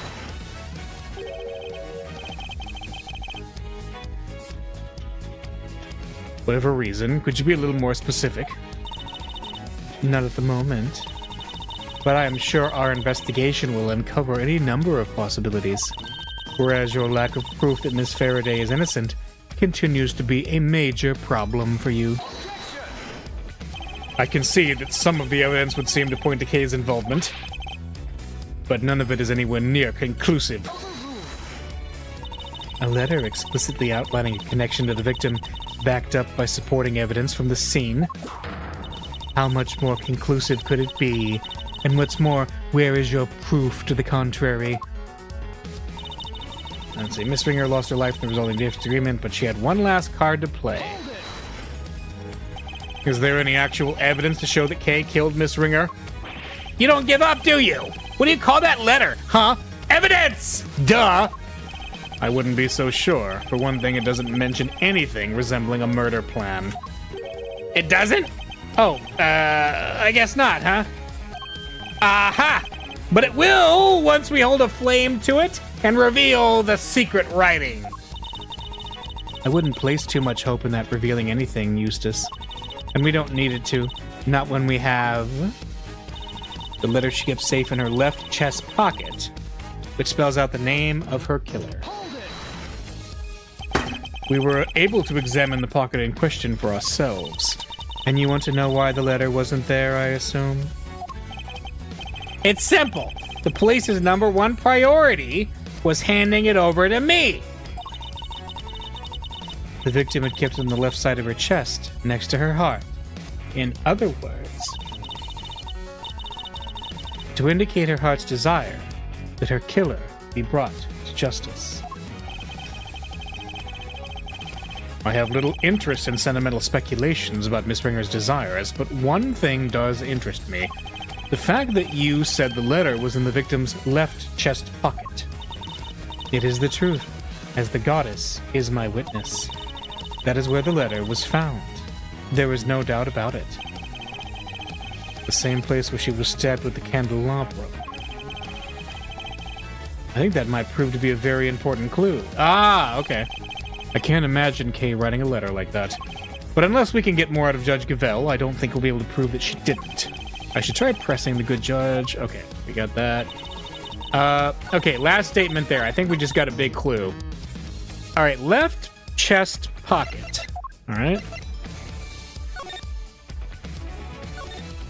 Hang on a second. If she kept something in there, it would have gotten skewered. And the letter is not skewered. Yeah, it's not at all. So no, the court, that's a problem. There we go. We got a problem. Because it would have been a holy letter after that. So the victim kept the most vital clue of all closest to her heart. How very touching. The voices of the dead fight to be heard. And even then, they don't always reach us. But her voice rang loud and true, and it told us that Miss Faraday is her killer. I think you may have misheard her, Your Honor. Or perhaps an evil spirit was trying to mislead you. Hey, you take that back! Perhaps we should try listening to the words of the coroner's report instead. By all means. If I recall correctly, the victim was stabbed on her left side. No. Yes, I'm afraid so. You claim that the letter was found in the victim's left chest pocket. Right where she was stabbed by the candle holder! Indeed. 3 puncture wounds to the chest, and yet not one to the letter. Miraculous, no? Well, Judge Gavelle, how do you explain that? Because I can think of one explanation. That the letter was deliberately placed there after the fact in order to cast suspicion on Kay. Someone went to a lot of trouble to create the crime scene we see before us. And that someone is the real culprit, who almost certainly also forged this letter. No. It's clear that the culprit intended to frame Kay by means of that letter. And you fell for it hook, line, and sinker! No. Faraday did it! The letter was in her other pocket. Yeah! Huh? Seriously? The whole left chest pocket thing was a mistake. Whoever reported it must have meant their left... Ah! Stop your foolish floundering, you foolishly foolish fool. Are you just that incurably foolish? Why do you keep whipping me? And stop making fun of my deductions. Yeah! There, I saved you the trouble of disciplining him. Yes, even though I had no intention of doing so. The letter is stained with blood, which suggests that it's been placed somewhere on her left side. Therefore, I doubt there was some sort of mistaken report. Not unless that report was given by you. What? Gavelle, say something! No objections? Good. Then allow me to continue. So, we have established the existence of a second suspect. No, we haven't! The murderer had to get in here, remember? Who else could have gotten in apart from Faraday and Ringer? Whoever it was would have needed a key card. Judge Gavelle proposed that the killer entered the room together with the victim. But what if there is something questionable about the very basis of the theory itself? This piece of evidence points to another suspect other than Kay. Alright, let's see. Oh, the record, right? Yeah, the user ID. Because there was another use of the key card before the end of the night. And it was, because she was, 53792291, and they were 324698183. They're not, sadly, 7777777. So it was not Damon Gant. Sadly, Damon Gant is not our culprit. But anyway, let's present. Look again at the keycard record provided by Judge Gavelle a short while ago. As already noted, the victim's keycard was used at 12:52 a.m.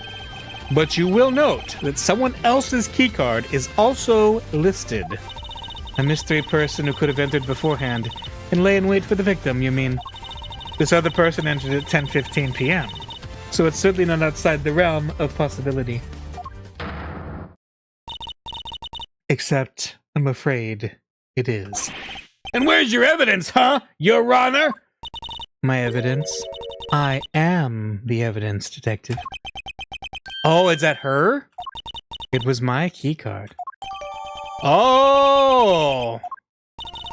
There's nothing suspicious about a committee member entering the chamber as I please, is there?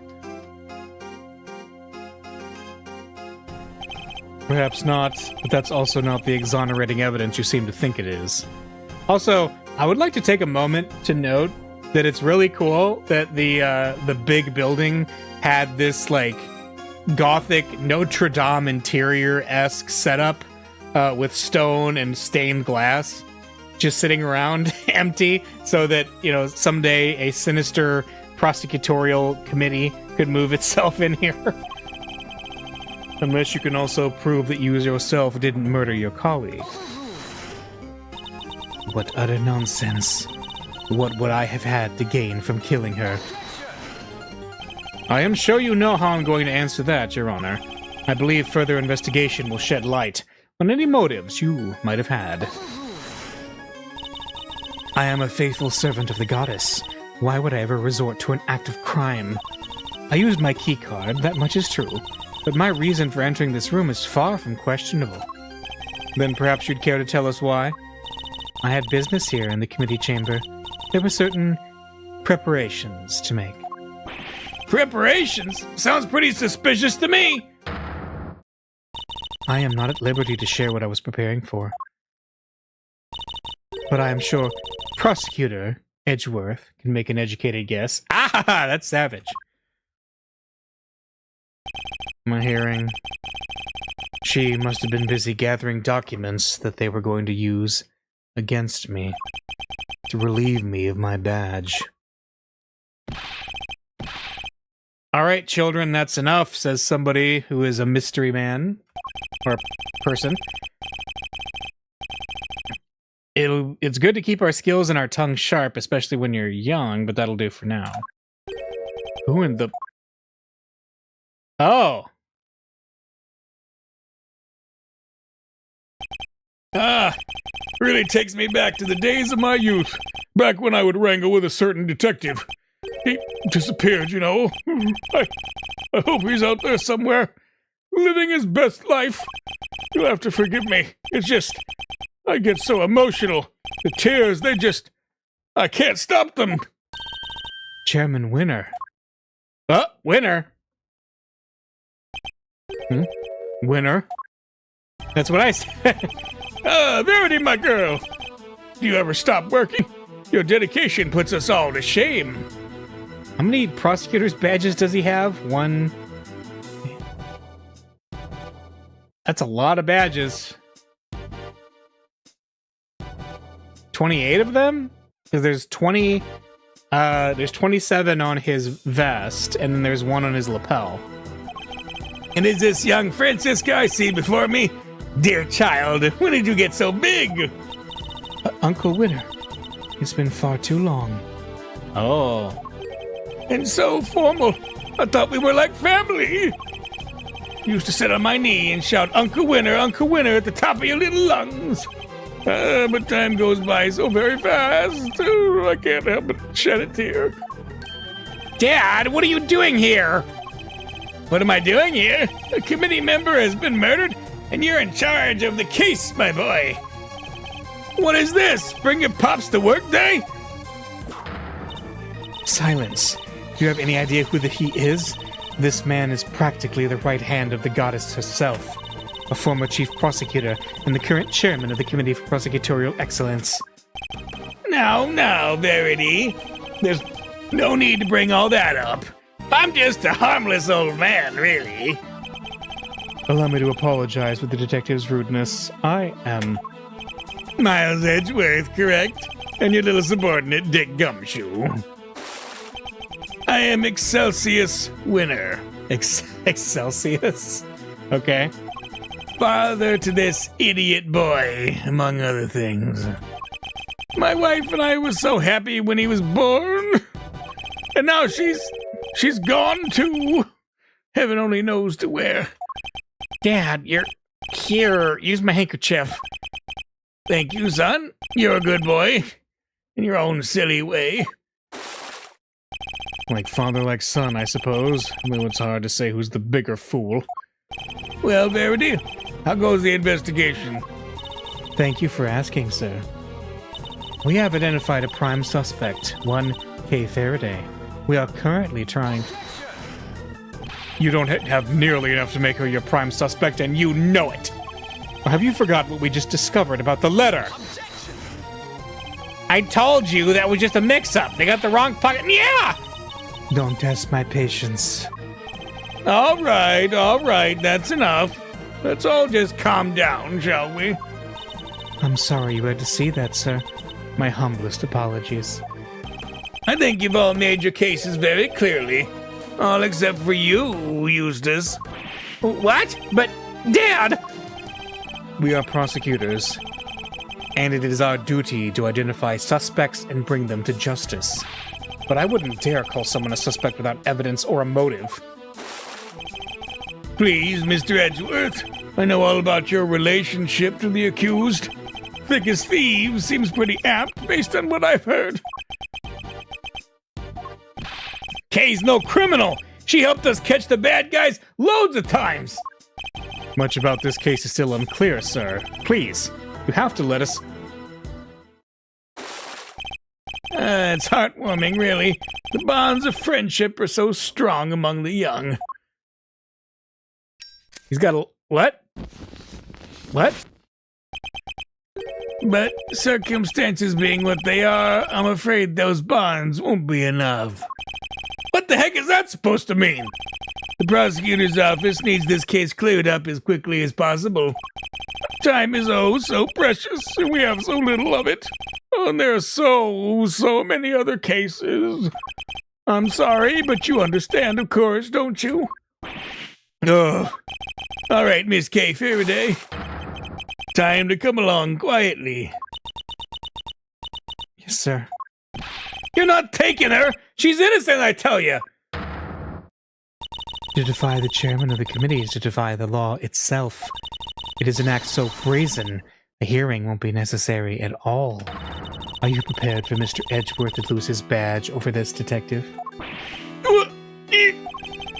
So either K goes down, or Mr. Edgeworth loses his badge? What the heck am I supposed to do? You'd use his badge to shield yourselves? Oh, how the committee, too, has fallen! Kay, you're innocent. Don't let anyone tell you otherwise. Thank you.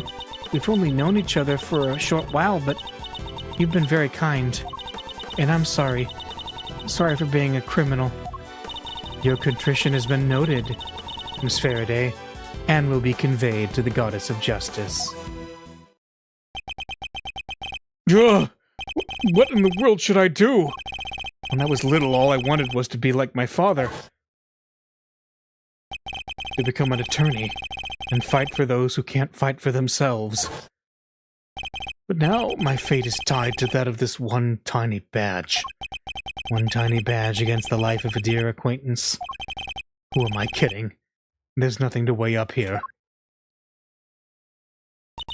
I guess this is it. Goodbye, Mr. Edgeworth. Judge Gavelle, a moment, please. Yes? What is it?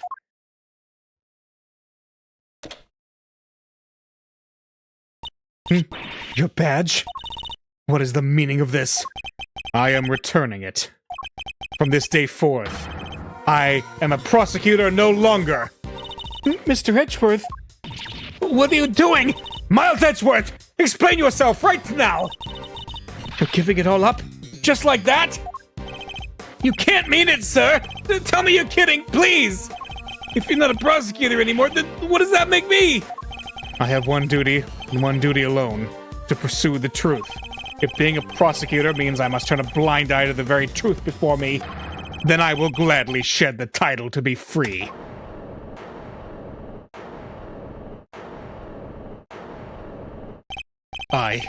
I'll carve my own path. One I believe in. I won't let my search for the truth end here! Are you running away from the Von Krum? From me? Say what you will, Francisca. You won't change my mind. So you're leaving me behind again? I'll never forgive you for this. Never! No, this is all my fault. None of this would have happened if it wasn't for me. Wait, Kay, don't go! You stay right where you are, detective. But sir! I'm not a prosecutor anymore. Don't say that! Where you go, I go, Mr. Edgeworth. I'll always be there, right by your side. There's no need for you to do that now, detective. Simply focus on your job and do what you can.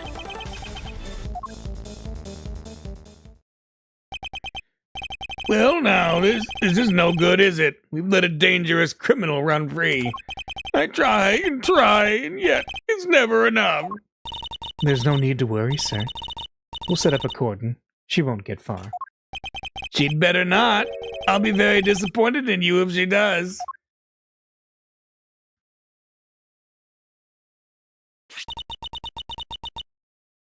Oh. To be continued. Well, that was dramatic. All right, I'm going to save and then take a very quick break. and then we'll get back to the middle parts of a Turnabout Forsaken.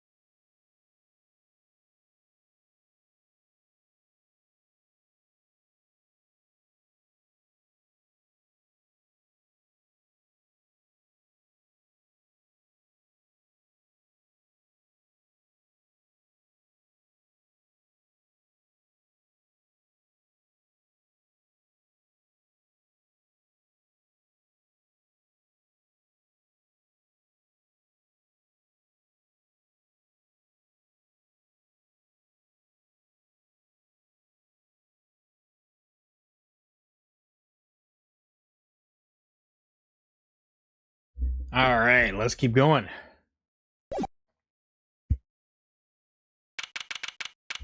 April 5th, 5:58 p.m., High Prosecutor's Office, room 1202. Kay! She's not here either. Where are you? Ah. Knockity, knockity, knock. Special visitor. Fender! Whoa, talk about an unhappy face. Everything okay, big guy? You won't earn yourself too many admirers looking like that. What are you doing here? Has something happened? Has something happened, yes, I'll say. It's been all over the news. A murder in the committee chamber? I'd call that a happening, all right. And what with your hearing being today, I thought, well, I couldn't help wondering if you were involved. They're reporting it on the news already? Heck yeah, a dead lawyer, a young woman on the run, they're lapping it up. It's crazy stuff. But compelling too, I gotta admit.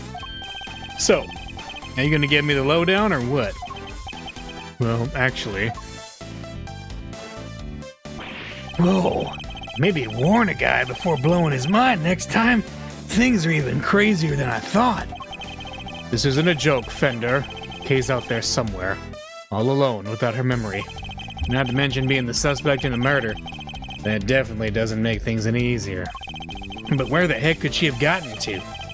You're sure she doesn't remember Zip? I thought she might have come here, but... No luck, huh? Can't say I'm surprised. Sounds like she thinks she's done you wrong. She wouldn't want to cause you even more trouble by rocking up on your doorstep. You don't think I don't know that? You think I don't know that? But I'm out of places to look! Hey, take a chill pill, compadre. This isn't like you. You're wound up tighter than a clockwork monkey. Which isn't a bad thing, necessarily. After all, it's got even you running from pillar to post, looking to save an innocent from jail. Acting like the attorney I know you were born to be. Look, Fender, I may have given up my badge earlier, but that doesn't mean I've decided to become an attorney. However, Kay isn't just some suspect in a murder to me. She's somebody I've come to know very well, even if we've only been acquainted for a short while. Don't forget to show Fender your badge. Oh, wait. Yeah. And she'd never harm a fly, let alone another person. Blow my mind twice in 5 minutes, why don't you?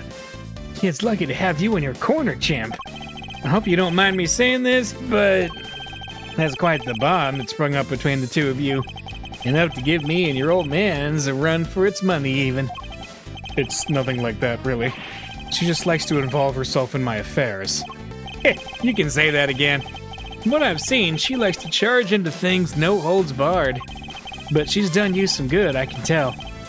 You two make a great team. Can't say I'm not a little jealous, seeing as my partner in crime's no longer around. Anyway, you need to track her down.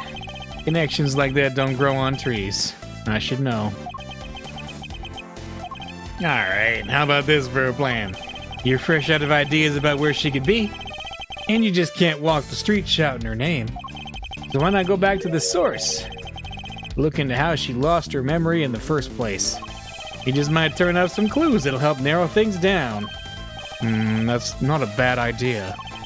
Based on what she told us, it sounds like it all started at the big building. Then that's where we're headed. Next up, the big time. And maybe you can give your face the good news on the way. Kay won't come frolicking back into the fold if the first thing she sees is you scowling like that. Very funny. Fender is truly a source of nature all on his own.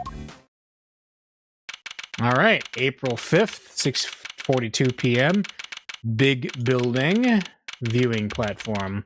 Go up here at night. The sun sure set quickly. Not even a murder on the premises could make this place close its doors. Gotta chase that last dollar, huh? There's hardly anybody around, though. Guess we got the whole place to ourselves. Not the whole place. There's people right there. The first step towards proving Kay's innocence is to figure out how she lost her memory. Here at the Miles, we got sleuthing to do. This rooftop paradise is all ours. Let's focus up and do what we're good at for Kay, all right?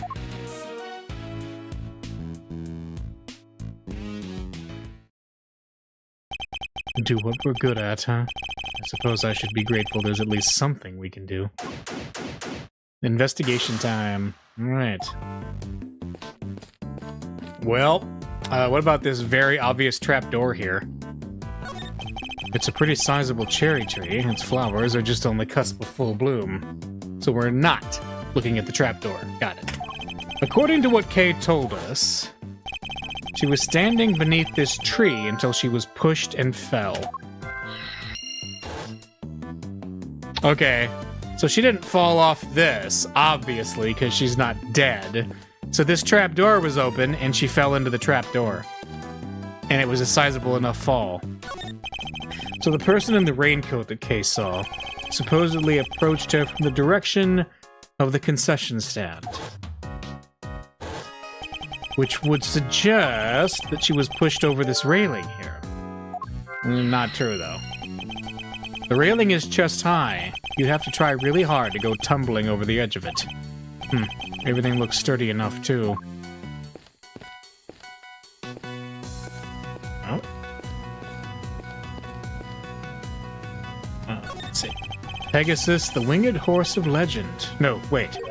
Isn't that a horn on its forehead? So, it's a unicorn? No, that can't be right either. Unicorns don't have wings. What's this?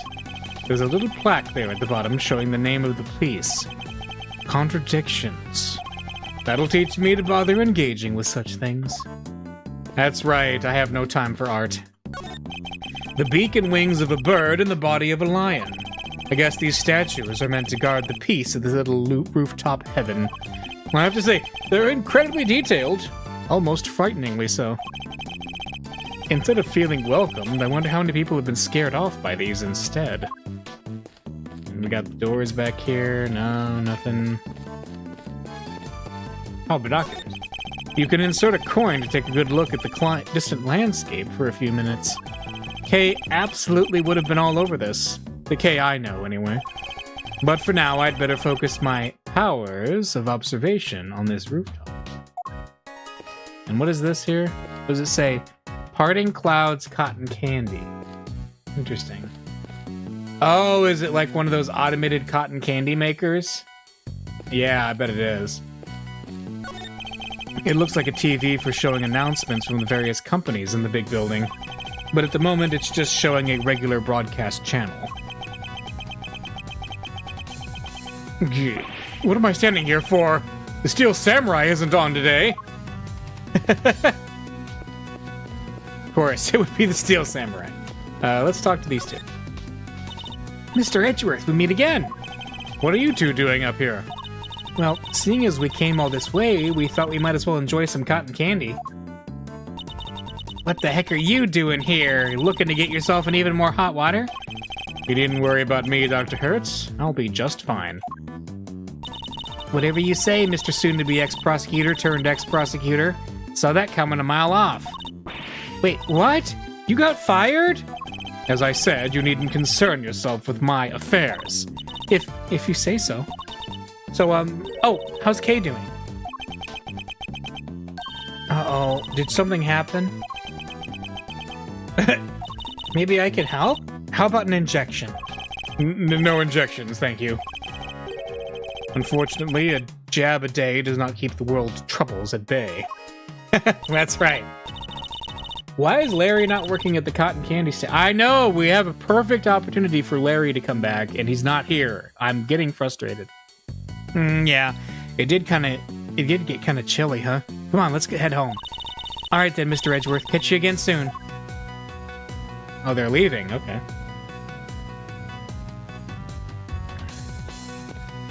We can look at this. Hey, you. Yeah, you. How about some delicious Parting Clouds cotton candy to brighten your day, says the stand owner. Parting Clouds? Is it named for the fact that we're so close to the clouds up here? Our gimmick is we take a normal serving of cotton candy and we split it in half. Part it, if you will. Half the candy, same price, double the profit. And we're laughing all the way to the bank. I don't think your customers will be laughing if you keep sharing that information quite so freely. Where is this person? I don't even see somebody there, unless they're... No, I don't see how anyone is here. I'm very suspicious about this. What's going on? All right. Oh. Eek! Oh, she was hiding in the tree? Hi. Okay. Don't mind me. I was just lying in wait. That would make you a criminal, Kay. Perhaps you meant to say laying low. Oh, yes, that...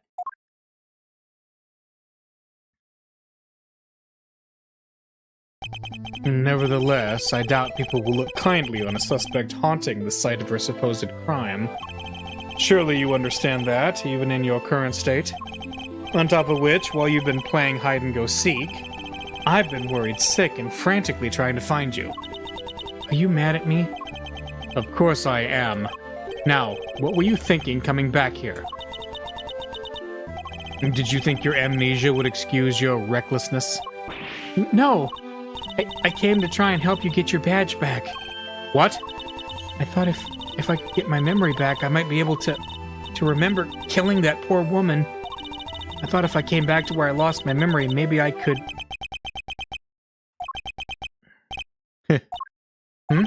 There's one thing you haven't lost, you know. Your ability to surpass my expectations at every turn. I couldn't be more certain now that you're the Kay I know so very well. However, I don't appreciate you being so reckless, do you hear me? I'm sorry. Seriously, Miles, you're killing me here.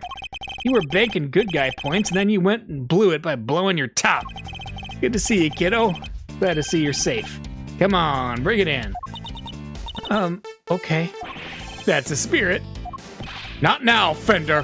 Yeesh, I was just trying to lighten the mood. Live news now from the big building, where a shocking murder took place earlier today. Police continue their hunt for a young woman known to have been present at the scene. She is considered the prime suspect, and police say no effort is being spared in trying to track her down. Oh, mama, they're not messing around, huh? Well, team, what's the plan? Looks like the clock's ticking down, and fast. Indeed, it's only a matter of time before they find us. Alright, first things first. Okay? You're sticking with us from now on, capiche? But I've caused you so much trouble already. You can hardly make things any worse for me at this point. Mr. Edgeworth. Then it's settled. We're in this together like the Three Musketeers. Mouse here will be in charge of proving Kay innocent. And I will, believe me. So I'm gonna need you to do everything you can to help him with his investigating, okay, Kay? Yes, of course. Great. Now we gotta move quick. Can't be getting bagged by the boys in blue before we've even started. You two may not have any more to lose, but your Uncle Eddie sure does. Gregory would never forgive me if I got the family office shut down.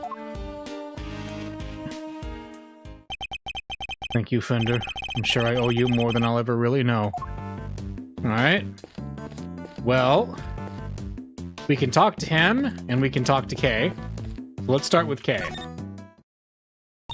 I hope I've been of help to you so far. Yeah. Oh no, I got it. They got a Garasu pin to show, but that's it. You like pins on? Oh no, we already saw that. Yeah. It's a part of the job, I'm afraid. Well, not part of the job anymore because you quit. Let's see. What do you remember? I came back here because I thought it might jog my memory. How about we go over what you remember one more time? Okay, I was standing under the tree sheltering from the rain. Then I saw a person in a red raincoat. And then they pushed me. Can you remember anything specific about the person in the raincoat? I'm sorry, I just can't recall anything. Oh, but there is one thing. I could see the moon over their shoulder as they came closer and closer. The moon? Yes, it's all very fuzzy, but it was in the exact same place it is right now, floating up above the cherry blossoms. So the moon was visible over the mysterious figure's shoulder. Okay, that's different. That's new information. I should keep it in mind. Other recollections. I keep feeling like there's something just on the edge of my memory. There is? It could be the clue we need. Alright, just let it float to the top of your mind and say whatever comes into your thoughts. Alright, I'm seeing... It's very faint, but I'm seeing a small restaurant. Just a counter and some seats, and there's this incredible smell. A beautiful golden soup, not too thick, and it tastes just right. It's filled with delicious noodles. They're firm, but not too firm. And that's when a thought crossed my mind. I'm gonna order another bowl. A captivating memory, but sadly one that has nothing to do with the case. Okay. Hey, was it Eldune's noodles? Could be. Kay Faraday. He used to say you were the second great thief Yatagarasu, a noble outlaw, dedicated to stealing the truth. Do you really not remember any of that? Oh, I think you're right. I was a noble. Not a noble, Kay, a noble outlaw. Still, I suppose you got halfway there. Alright, that's good to know for now. Let's talk to Fender. Can't believe this thing's made the news already. How do they do it, huh? Hey, think they're filming us from the chopper up there right now? Go check the TV for me, Mouserino. Need to make sure they're catching my good side. Now? At a time like this? Can we check it? Yeah. As you can see, they're still hard at work up on the 50th floor. That's where the Committee for Prosecutorial Excellence holds their disciplinary hearings, correct? That's right! There have been people walking by the windows all evening. This is one serious investigation. Well, this doesn't make our chances of getting out of here with Kay any rosier. We'll have to find a way to slip past the press. I'm a cool and mysterious customer, Mouserino, but I'm no spy. Maybe we can use him as a decoy if things get desperate. Okay, whatever you're thinking, quit it. I can tell it doesn't end well for me. I'm gonna scour the scene and inspect anything that catches my attention. Okay.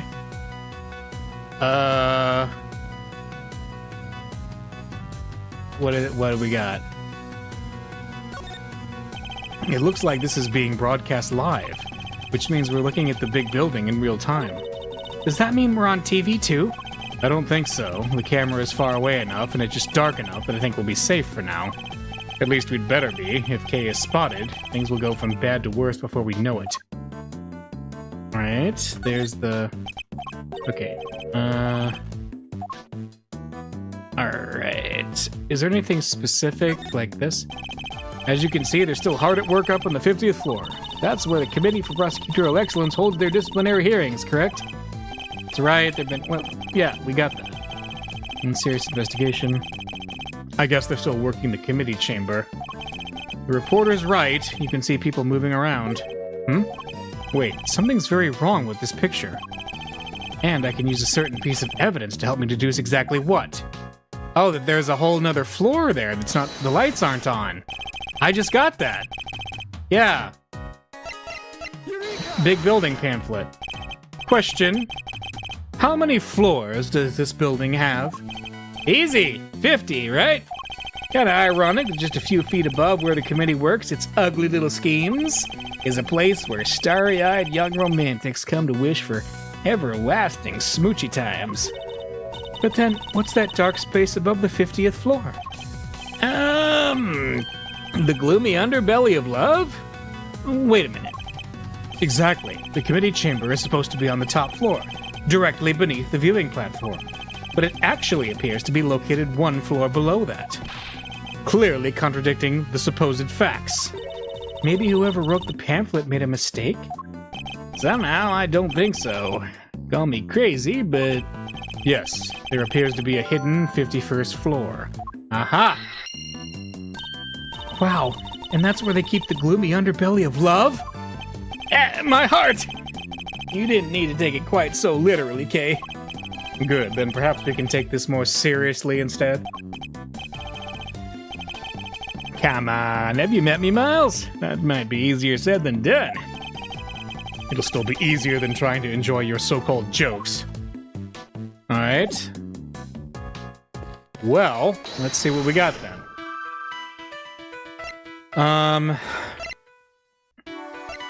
Is there a 51st floor? The moon. Kay saw the moon shining over the shoulder of the person in the red raincoat.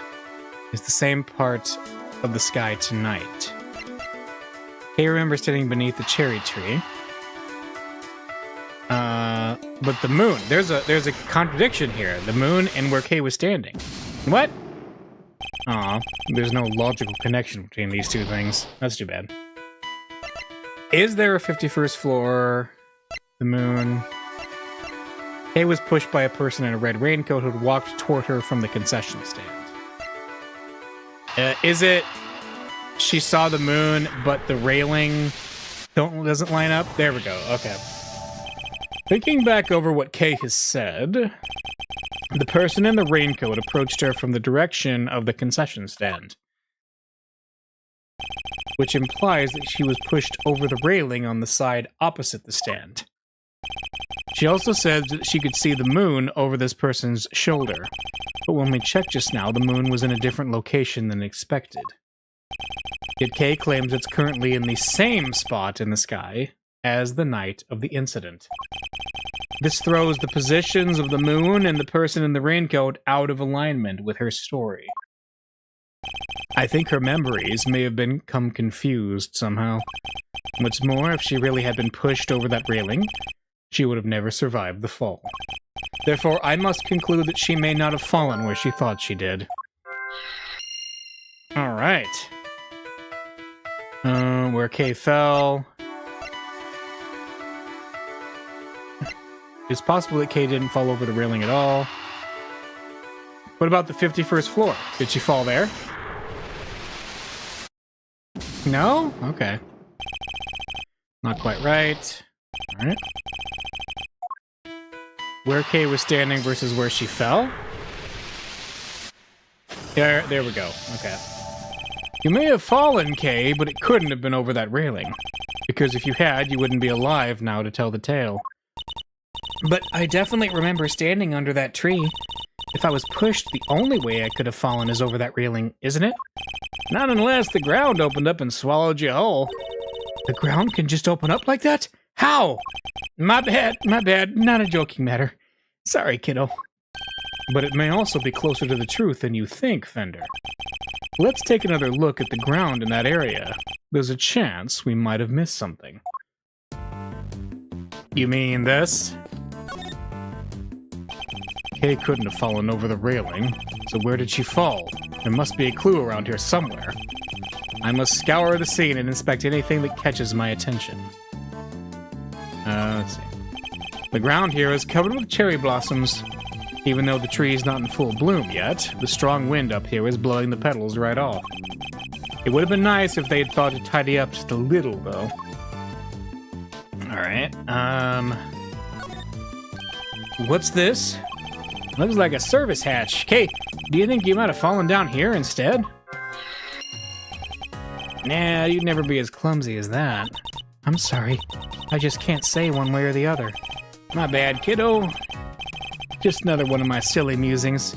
You don't have to take me so seriously, you know. I don't? Never? Well, maybe not never, if I told you to leap lyrically into my arms. Fender! Chill, Mauserino. Where's your sense of whimsy? So, never then. Ouch. Talk about a deep cut. Okay. Let's see.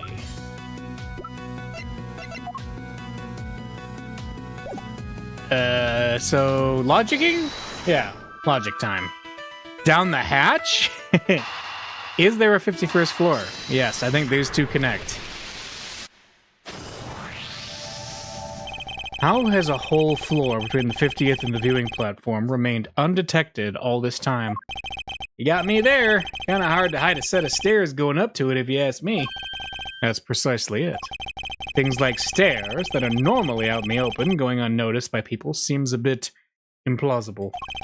Which can only mean the 51st floor is no ordinary floor and can't be reached by ordinary means.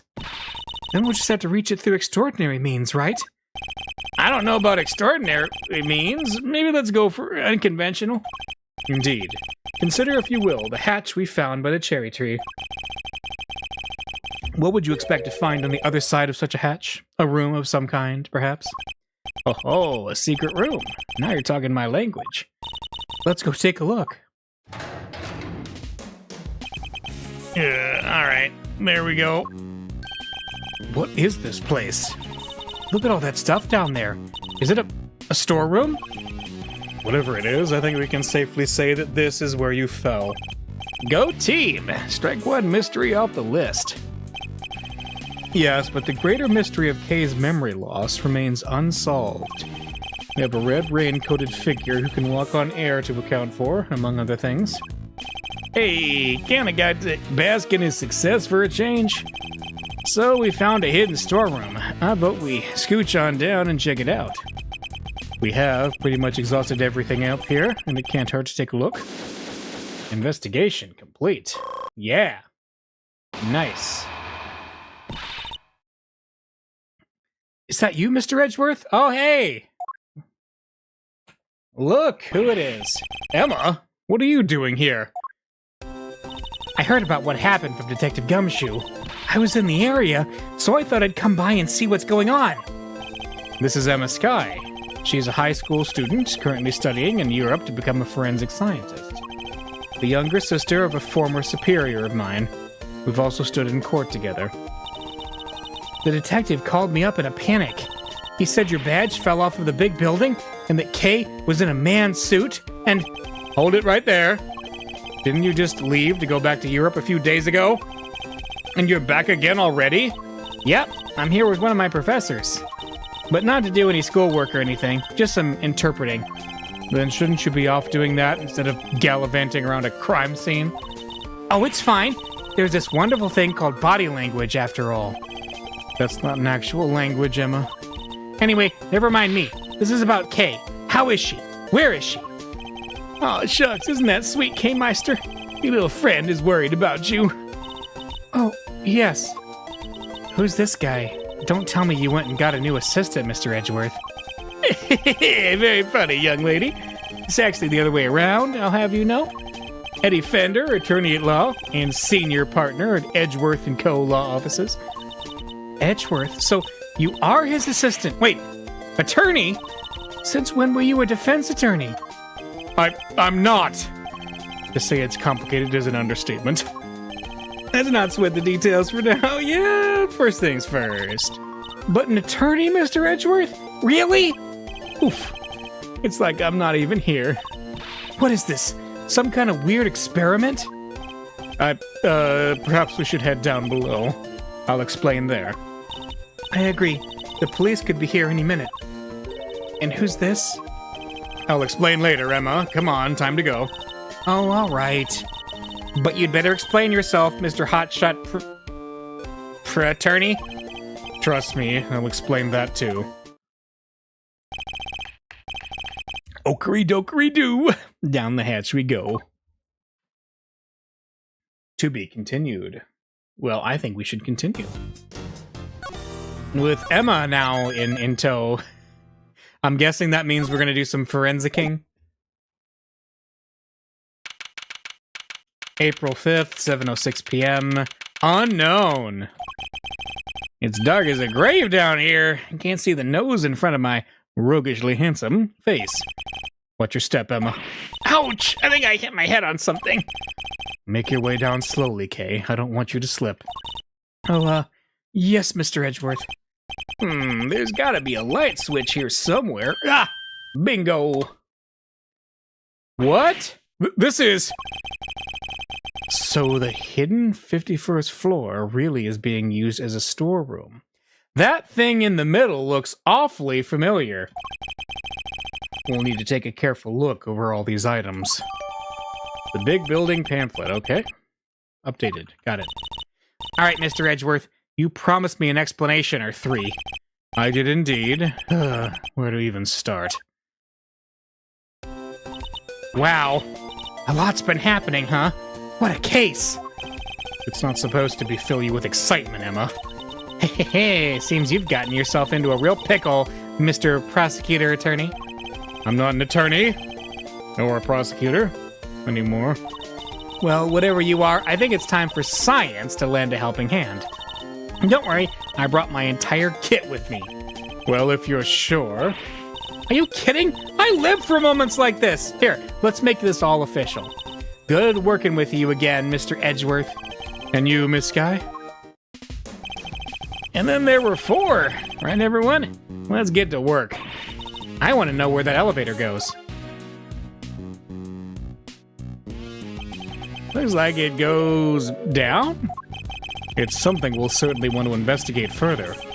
But we should look around up here first. Aye, aye, Captain. Let me know if you find anything juicy. I'll keep trying to see what I can remember. I'll let you know if anything comes to mind. Thank you, Kay. Emma? Ready, willing, and able to investigate, Mr. Edgeworth. Very well. Then let's begin. 51st floor storeroom. All right. It's kind of creepy, all these masks lined up here in the dark. Not a fan of horror movies, I take it? No way.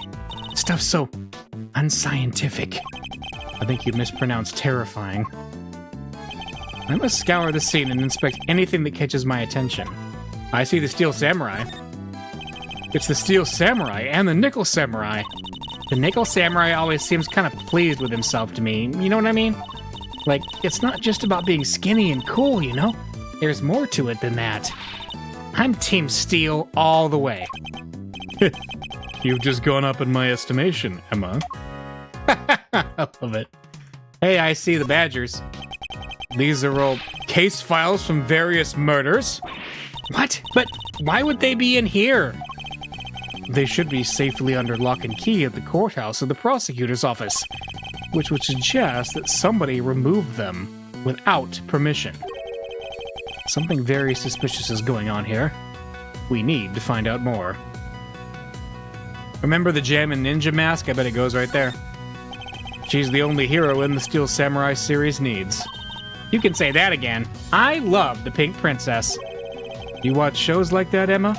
Of course, you love them too, right? Well, I don't really know all that much about them, but sure. Really? Because I saw the Steel Samurai figure in your office, so I thought... Ugh, I can't believe even Emma's seen it. Yep. That mask. That's Global Hero on Yakupon. And why is that so shocking? You really don't know? Everything about the show is secret. When it's on TV, who makes it, so the merchandise is super rare. It sounds to me like Overmade It may have simply gone out of business. Yeah. What about this? That's Captain Saipan. He's super popular overseas. Everybody loves dressing up like him. Kids, adults, you name it. I find the flower on his head a little excessive myself. What about this? What TV show are these from? I don't know a whole lot about it, but I believe it's called The Students of Starry School. It's about an elementary school where the students are all superheroes. So their masks are modeled on sports safety helmets or something, right? And maybe the number of islets tells you their student ID number. So the one on the left would be number 1, and the one on the right is number 2. I suppose that could be it, yes. And that would mean a lot of the slits for the kids with the highest ID numbers. I have to admit to being a little intrigued by this show now. Wait a minute, Superhero School, wasn't that, okay, so for those, I have seen all the Ace Attorney stage plays, and I don't know if it's exactly that, but Turnabout Teleportation, which is the investigations one, involves a school like with kids who are like superheroes, and their teacher is one too, and he has like teleportation powers, and like they think that a murder was committed really using teleportation, but that sounds familiar. I wonder. All right. Anyway, let's use this here. Could this be related to the evidence somehow? Yeah, Jammin' Ninja. Kay was carrying a Jammin' Ninja mask when she was found, but it looks like it might have originally come from this hook. Scientifically speaking, that doesn't seem like a crazy hypothesis. Which would mean that Kay was really here? As you put it, not a crazy hypothesis, but why? Did she come here to steal something, maybe? There's all kinds of stuff here. Because she's a great thief who steals the truth, I suppose. No, I think it's too early to jump to any conclusions. Alright. There's a selection of masks arranged on the rack here. There's even a steel samurai. And what an impressively authentic likeness it is, too. The scientist in me is sensing something strange, though. A lack of consistency, you know? In the sense that the characters represented here feel a little haphazard somehow. I don't disagree. There's even an empty space here. Yeah. Just an empty hook, right in the middle. Is somebody using that one, perhaps? Well, we just talked about it, so yes. What's this? These are... What's the matter, Mr. Edgeworth? If I'm not mistaken, several of the items on display here are pieces of evidence from old cases of mine. But what are they doing here? Maybe this is where the committee stores stuff it's looking into? It can't be. Evidence like this is stored at the police department. They don't keep stuff at the prosecutor's office, too? When a case is ongoing, yes, but once the last trial is finished up, it's supposed to go right back to the precinct. Unless there's a very good reason for it to go elsewhere. And yet, here it all is. There's no point in trying to figure out the whys right now. I should take a closer look at it all. They all have labels. Labels with numbers printed on them. Exhibit numbers, maybe? You said they were all pieces of evidence, right? Yes, but judging by how the numbers are written and by the items themselves, I'd guess these are prices. Prices? I would never have guessed that. Wait, but none of this stuff could be worth that much money, could it? The prices are very high indeed. It's no wonder she's surprised. I must examine all of these in detail. There's a huge blue badger there. What about this? A mannequin, huh? Wait, I know. All thanks to my power of scientific deduction, of course. It's evidence from an old case of yours, right? Not this time. I've never seen it before in my life. It doesn't seem to fit with the other items in the room, either. For one thing, it doesn't have a price tag. So why is it here? I don't know. Alright, what's this here? That's odd. This is the only spot with nothing on it. But it still has one of those signs in front of it. Indeed. And look, there's an outline in the dust on top of the cloth. I'd say something was probably sitting there until quite recently, wouldn't you? You know what? I think you might be right, but, I'm drawing a blank trying to imagine what. Well, I might have an idea. A star-shaped outline. Don't we have a piece of evidence that might well be connected? Could this be related to the evidence somehow? The candelabra. For sure. Because look. The base is a very unique shape. If it were removed from a dusty shelf or something, it would be immediately obvious what had been standing there. Wow, that's a really huge hint. Let's see. Yep. Okay. The prongs of each arm are covered in blood. The spacing matches that of the wounds in the victim's chest. But is this really the murder weapon? Good question. But yeah, there we go. The outline in the dust matches the bottom of the candelabrum exactly. I'd say there's a very strong chance that this is where our murderer took it from. Which would mean the candelabrum was evidence from another case? It certainly seems likely, but that's not our concern right now. The key thing to note is that the murder weapon was taken from this storeroom. Alright. What about this? Oh, isn't he a cutie? Look at this fluffy little guy. That's the stuffed animal we found at Gourd Lake. Yep. He should be in the possession of the prosecutor in charge of that case. So how did he wind up here? Ah, but look, he's missing his left horn. He is, but he never had it in the first place. At least not as far as we ever saw. Defective merchandise, huh? Then we need to contact the manufacturer. I demand a recall. Now that I come to think of it, why would anyone give the president a broken toy to begin with? Yeah, that's weird. Why is it here? So this storeroom is actually more of a stockroom? It would seem so, as much as it pains me to consider such a thing. What kind of person sells off evidence from serious criminal cases? And who to? Who would even want to pay for all this stuff? Somebody, clearly. The price tags are proof of that. Wow. People really will collect anything, huh? Fascinating. Alright, what else we got? That's a cute little doll. It looks kind of like the Steel Samurai. It's actually the Iron Infant, son of the Steel Samurai and the Pink Princess. He was born burdened with the knowledge that he too would one day be called upon to fight for justice. I can't imagine the pressure that must have put him under. More than most people could bear. Yes, he's young, but you can sense it nonetheless, a certain tragic refinement. Edgeworth, Mr. Edgeworth, are you even listening to me? Oh, of course. He's lost in his fanboy fantasies, I love it. It's a small bottle, one I've seen before. Oh, that's all? Nothing else to add? Well, no. What more did you want me to say? Hold up, I've got to write this down.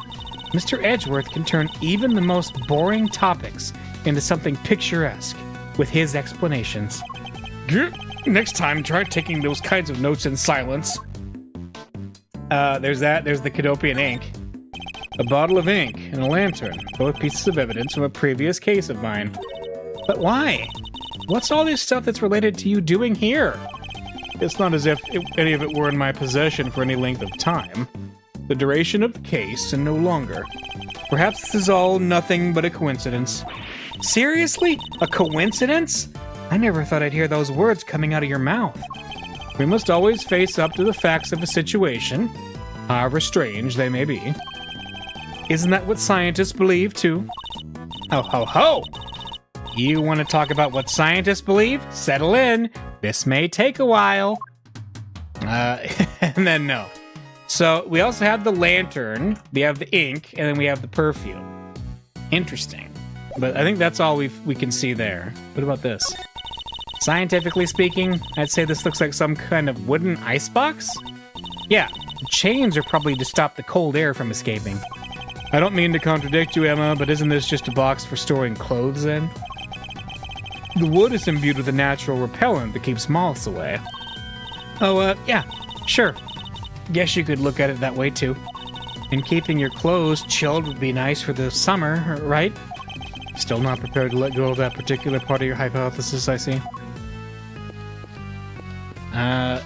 Oh, it's the Blue Badger mobile is over there too in the background. I just saw. Let's see. What else do we see? The Gatewater. Yeah. Big thing of money. Wait a minute. Oh, hey. This statue. I was looking at the suitcase, but okay. What is it? Got some new data for me? Not exactly. It's just something from the case I worked on. A piece of evidence. I believe it's called the Alfred statue. And there were two of them. A real one and a fake. I don't think that's what that was called, was it? I don't remember now, but I don't think it was called the Alfred statue. Whichever one this is, it shouldn't be here of all places. An old case, huh? Guess you've worked on a bunch of different... Gotcha! Oh no. Caught in the act! Red dang-handed! Guiltier than a tomcat covered in cream! Ah! Yep, my eyes! Stop that at once! Ain't no stopping my snapping, not till I got every dang detail and then some. Y'all think I'm about to let a bunch of dirty criminals go before I get the shot? Think again. We're not criminals. Yeah, sure. Pull the other one. It's got bells on. This here's camera's a weapon of justice. It ain't about to be hornswoggled by your cheap denials. Oh, it's you. Huh? You're that low-down, dirty jerk of a prosecutor, ain't you? Who are you calling a low-down, dirty jerk? This is Lotta Hart, a photojournalist by trade. We've crossed paths on a few occasions, especially on that one particular case. Oh, the Aleph Red statue. Yes. Okay, that makes sense that he called it the Alfred statue. Edgeworth, not knowing the names of things, continues. I love it. Also, she was on that one particular case. The one where he was defended by that man. She's hard to forget. And even harder to get a word in edgewise with. Quit making that face, will you? That's the face of a no-good schemer, if I ever saw one. Seems I didn't leave the best of impressions on her either. Well, it's payback time, Mr. Schemer. You ought to be thankful all I want from you is a couple of pictures. But we're just here to investigate. Sure you are, if by investigate you mean pull the wool over Lotta's mile-wide eyes. Sorry, Mr. Edgeworth. I thought she might listen to me. It didn't hurt to try, I guess. But we're probably better off leaving her alone for now. Okay, yeah. See ya. You said this statue was a piece of evidence from an old case of yours, right? It's pretty weird looking, I have to say. It's known as the Alfred statue. The what? The Alfred statue. But it says here that it's called the Aleph Red statue. Oh, okay. Aleph Red, Alfred, Aleph Red. What are you muttering about? Nothing. Let's carry on looking around, shall we?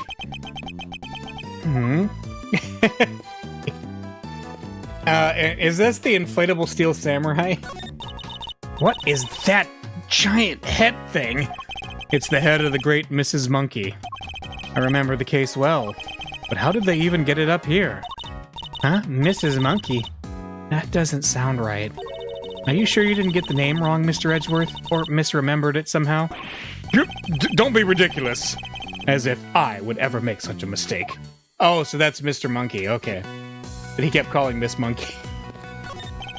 Piles of banknotes just left out for all to see. Little tasteless, wouldn't you say? No way. These are all $100 bills. That's a fortune right there. How many years would it take for you to make that much money, Mr. Edgeworth? Please, Emma, I don't even want to think about it. Well, that's one heck of a desk. I wonder who it belonged to. There are 4 male figures acting as legs holding up the tabletop in the center. It's hideously cringy. And it doesn't even have the good decency to be camp enough to loop back around. Is this from one of your old cases too, Mr. Edgeworth?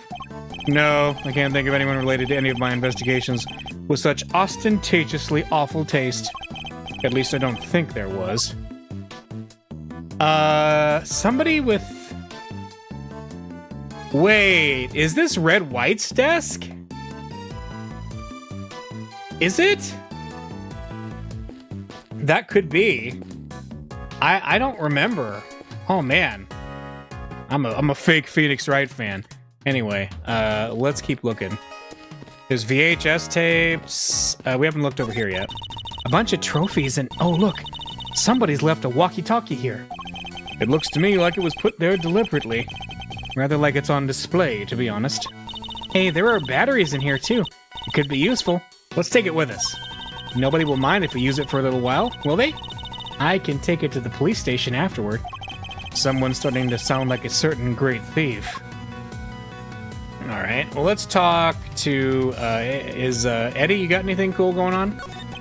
Oh boy, this whole experience is enough to boggle a guy's mind. Mysterious storerooms, damsels in distress, it's got the lot. Could you at least try to take things a little more seriously, Fender? Hey, I can try. No, but seriously, I'm as keen to help Kay out as you are. She's safe with me. You go do your thing. It's not Kay I'm worried about, it's you. Alright, time to talk to Lotta, I guess. So, what are y'all doing stupid around a fishy old place like this anyhow? I think it's us who should be asking you that. Me? I'm in it for the truth, for the good of society, and for little old me, of course. I'm what you might call a photographer for the people. Snapping here, snapping there, snapping every dang where. I'll just leave you to it then. We can talk once you've gotten that out of your system later. Oh, okay. Well, never mind then. Bye. Alright. Lots of money and price tags. I wonder what connects together. We've seen items of old evidence marked with price tags, along with a huge pile of cash. I think it's pretty clear that somebody has been running an illicit trade in judicial goods. Shady deals on a hidden 51st floor? This is big. It has to be, right? I think it might be, but we'll need to investigate a little further yet. We need to find out more about what's going on here. If only there was an eyewitness we could interview. An eyewitness, huh?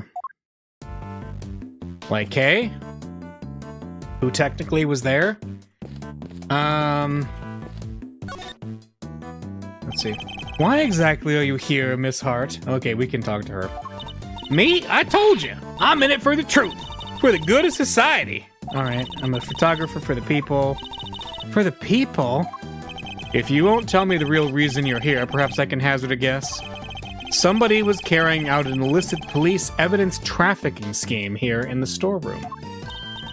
Oh, so she's after a juicy story. Makes sense. What? How'd y'all figure that out? Guess it means I don't have to tippy-toe around it anymore now. One of my sources told me down on the down low about an underground auction. What? So all the items here were sold to the highest bidder? Folks was slinging money around like it was going out of fashion. Had to come see for myself, of course. Get eyes on the subject, you know. Should have heard the tales my contact was telling. Taller than 2 trees, or so I thought at first. Anyhow, wasn't about to write it up based on hearsay alone. So yesterday I snuck in, slunk behind this here statue, and settled in to wait. Bidding started late at night and carried right on through to the break of dawn. So the auction and the murder happened on the same night. Coincidence? Yeah. Hey, do you want to see my pen? Hey, I know that pen! It belongs to the real Yatagarasu. You may be interested to learn that... You're kidding, right? That story's older than my grandpa's drawers. I need something more relevant, you know? Something that'll hit hard and boggle minds.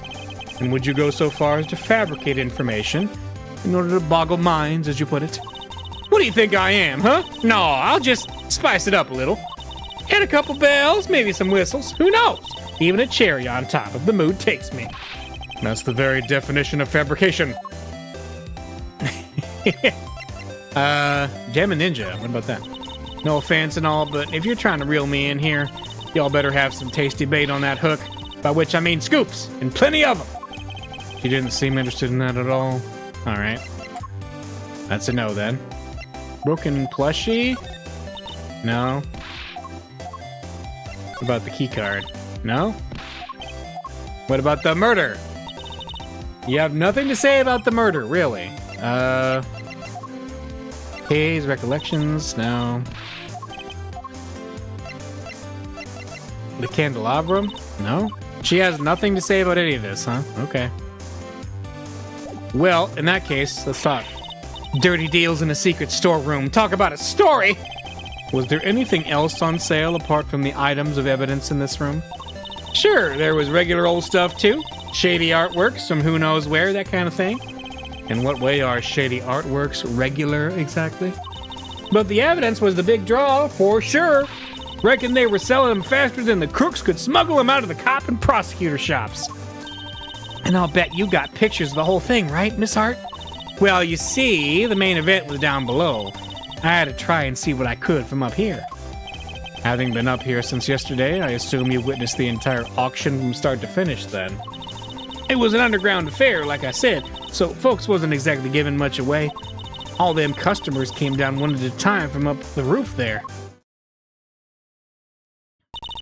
Threw on masks just as soon as they got down the ladder. And that ain't all. They had voice changer doodads on them, see? Teeny tiny ones, dinkier than a bug's behind. It's so you couldn't see their real faces and you couldn't hear their real voices. Surreptitious as all heck. Surreptitious. You mean surreptitious, right? I surely do. Sweet, sweet surreptitude. Also not a word. Anywho, once they had their gear on, they went right on downstairs. And then in came the next one. When it came time to leave, they all done the same, but in reverse. Up they came again, one by one by one.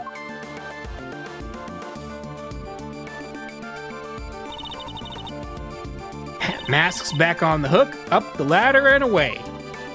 Except for the Jammin' Ninja. Whoa, that's a serious operation. Masks data jotted down in my organizer, yep. And how many participants were there? 11 altogether. I counted them when they came down the ladder. Alright. Your stakeout. I didn't just hide behind a stupid statue the whole time, you know. You didn't? Then where were you? Well, when I first got here, you know what? That ain't important right now. So you were hiding behind the statue from the very beginning. Anywho, I watched all them folks come in from my spying spot there in the shadows. I see. So you were watching from behind the statue. They used that there elevator to get down below. And once they was all down there, I snuck up and took me a peek at what was going on. You mean the elevator remained in the room beneath? No, they set it back up, but there's a little peeky hole if you know where to look. Elevator don't quite sit flush with the floor, see? And if you bend down and squint just right, you can see the whole shebang. Did you catch sight of who was in charge? Alright, sure, I guess I did. Ain't half so good a story if you don't get a glimpse of the evil ringleader after all. I wonder who this ringleader is. We'll have to ask her some more. Yeah, the ringleader. You mentioned a ringleader. Can you tell me any more about them? Y'all should know I came here to get me an exclusive. And an exclusive ain't much dang good if you done spilled the beans already. I see. So you don't actually know anything about them. You think that's why she won't give us an answer? It makes sense, I guess. Oh, you got me. Could have seen it if it was a man or a woman, a kid or an old-timer. Nothing. What were they wearing? Could you see that at least? Sure, white jacket, white gloves, and a magenta flower on the lapel. Them three things is what I remember. But what good's a description of the outfit if I don't got a clue who was wearing it? Wait a minute, white gloves, white jacket, and a magenta flower on the lapel. Now, also that means that it's very stupid that she wouldn't react to this. But anyway, it's the murder victim. So this ringleader disguised their identity too? Just like everybody else? Yes siree! Mask, voice changer, the whole 9 yards.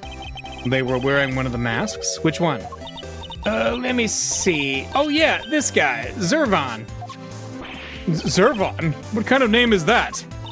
Seriously, Mr. Edgeworth? You've never heard of Zervon? He's global hero Onyakopon's arch nemesis. Who hasn't heard of Zervon the Time Lord? The Time Lord, really? I think you might be better off asking who has. So you didn't get a glimpse of their face at all? Nope, I dang well didn't. Which kind of scotch is my scoop? This whole mess has been nothing but a snipe hunt. I never should have come. Alright, interesting. We know of somebody who was dressed like that. Maybe I should try showing that evidence to Miss Hart. Alright, which I did a minute ago and she wasn't interested in, then grumble grumble. You said that the ringleader was wearing a white jacket, white gloves, and a magenta flower, correct? Sure did. Don't ask me why they was dressed up like a peacock on parade day, but they was. Is this the outfit you saw? Well, holy smokes, it sure as heck is! But wait, so the big cheese is dead? All we know is that she is the victim in the case we're investigating. Her name was Rosie Ringer. Do you know her? Nope. So the ringleader was a lady? Well, ain't that just slippier than a dang deal? Throwing me off with a man's jacket like that. I hardly think she did it to fool you, specifically. But setting that aside for now, what's important is that we've discovered something vital to the case. Namely, that the underground auction was chaired by none other than our victim. So somebody dumb bumped off the boss, huh? Then that's what was happening. When what was happening? Nothing at all. Y'all just go about your business now. No offense, Miss Hart, but that made you sound about 5 times more suspicious. Suspicious, my foot! I told y'all it's nothing. And you won't get nothing more out of me than that. Wait, so there is more? How many dang times do I gotta tell you? It ain't nothing, okay? And I ain't saying nothing either way. Oh, you can tell us just a little more? Pretty please? I'll tell you this, okay? I'm a journalist, a news hound, a scoop hunter, you hear? Exclusive articles go out, money comes in, that's how the game is played. Tell you more? Heck, I done told y'all too much already. Wait, what if I, examine some fingerprints for you, pro bono? What kind of a cockamamie think you was that? I'd sooner get a tooth pulled. You want intel? You go dig it up yourselves, just like I had to. Okay. Guess she isn't gonna talk to either of us. Oh, she will. I'll handle things from here, Emma. There's a certain technique I find useful when dealing with difficult customers such as her. It's called teleporting them to the chess dimension, where I am God. She may not give up the information voluntarily, but that doesn't mean she can't be persuaded to. Here we go. You hear it. Let's start by observing our opponent. I ain't telling you nothing, you hear? Now quit wasting my time before I really blow a fuse. As we've seen, she's very quick-tempered. She'll try to cut the conversation dead wherever possible. I won't have much time to think, so I'll need to be swift and decisive. Miss Hart is definitely hiding something from me, so my first move is to discover what that something is. Alright, here we go.